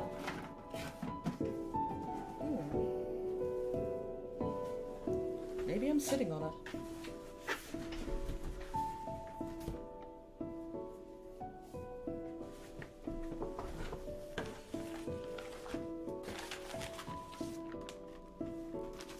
I kind of need it so I know where the center back is.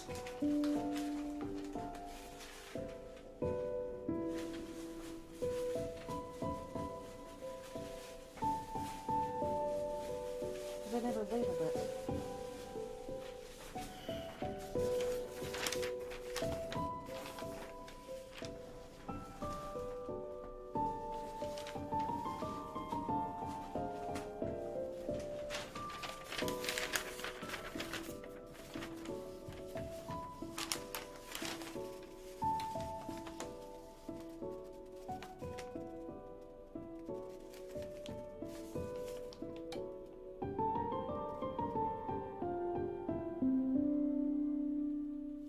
Yeah, the neckband is number 7.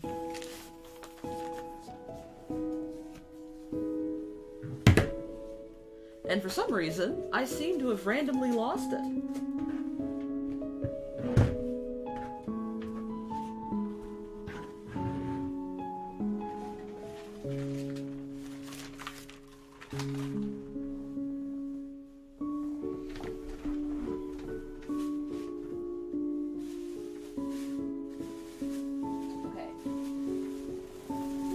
We have part 6. Sorry, part 9.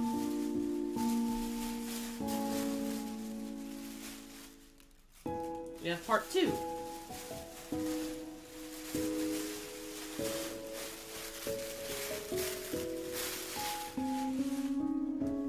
We have part 4. Pocket. And we have part 3, our sleeve. And then we have part 1, our back. Yeah, part 7 seems to have escaped me entirely. And I don't know how. I'm about to get on the floor here and see what happened.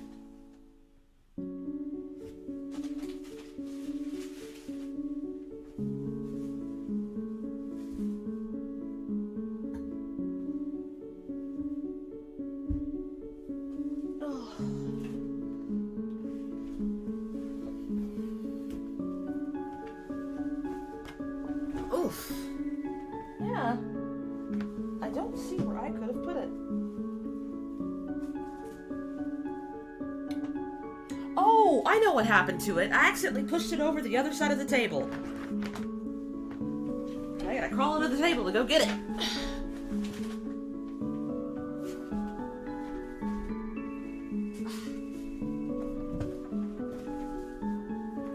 Got it.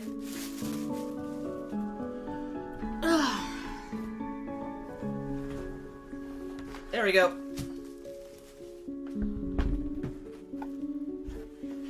Whew. That was a bit of an ordeal.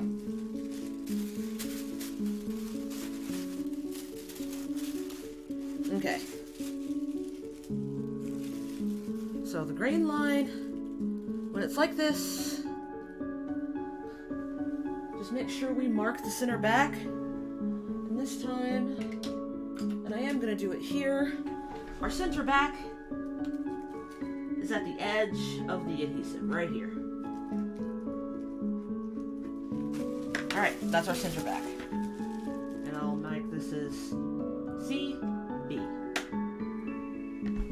And I should be able to see it. Woo! Alright.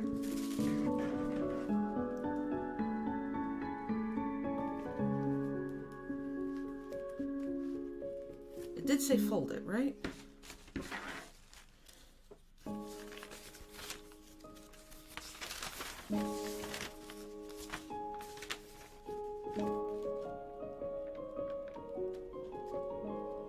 Yeah. Fold wrong sides together in machine based.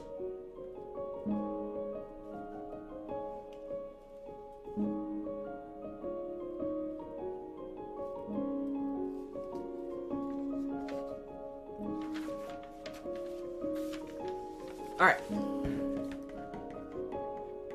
Then fold these. I am using the Steam Seam. So...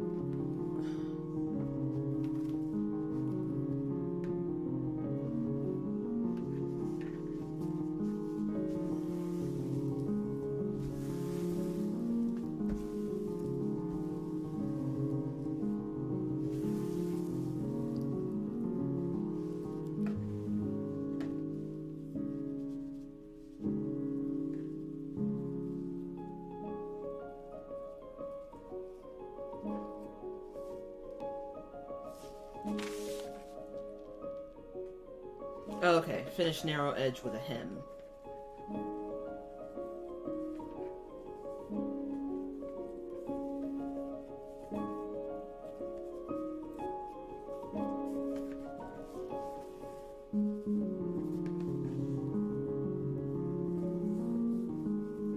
Are you sure it's with a hem?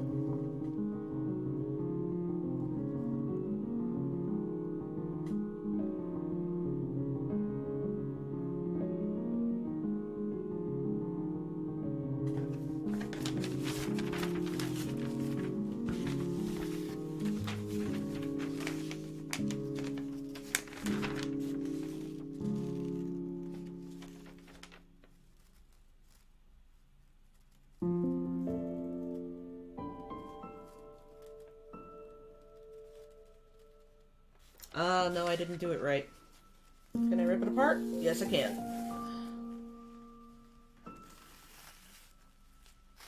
Very gently, though.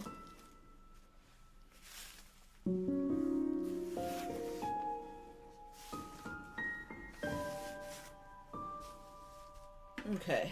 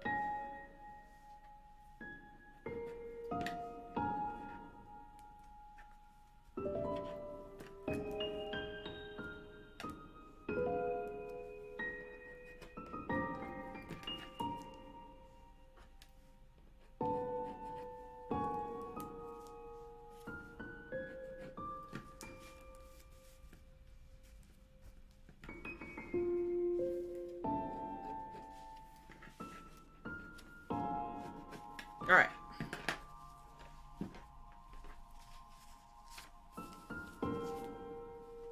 Yeah.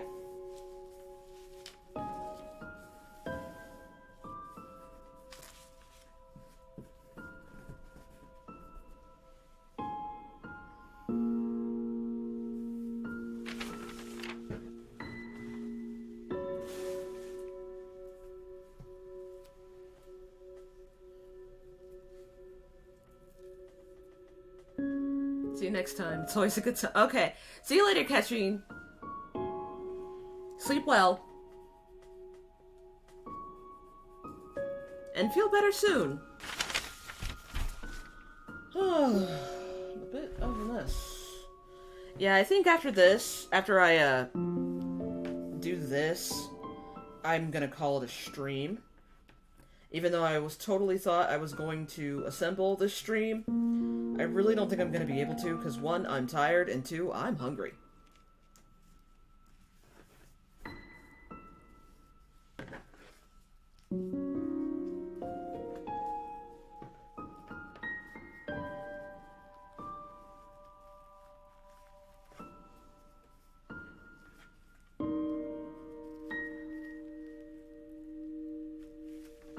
Alright.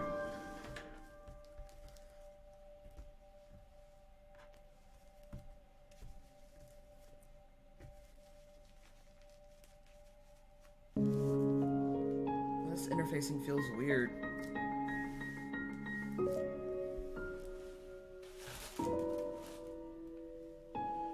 Yeah, let's do the interfacing, and I don't know. We'll see where we're at tomorrow. I really hoped to assemble today, but apparently I'm way disorganized. And a lot of that put me behind.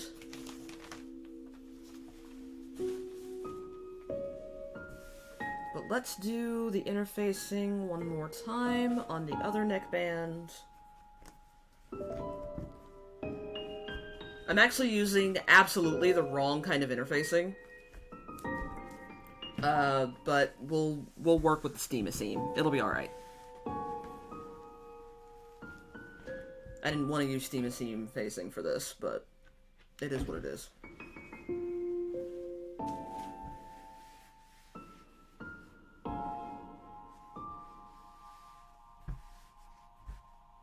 Okay, where's that other piece of interfacing? Here it is.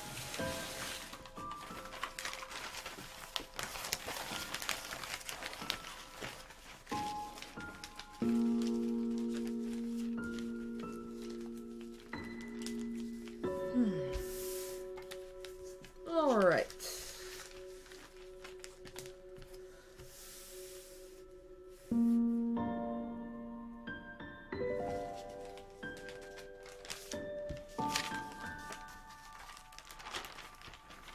Alright. Actually, I think I'm gonna try something different, but I might have to, but I'm gonna have to do it off stream. But yeah, I really hoped to assemble today, but we have been at this since 11 a.m. But, you know, everyone's favorite part of sewing is fabric cutting, so yeah, will turn to me like that. So tomorrow, we might be doing the same thing. I don't know. We'll cross that bridge when we get to it, but for now, assume that we will be sewing tomorrow.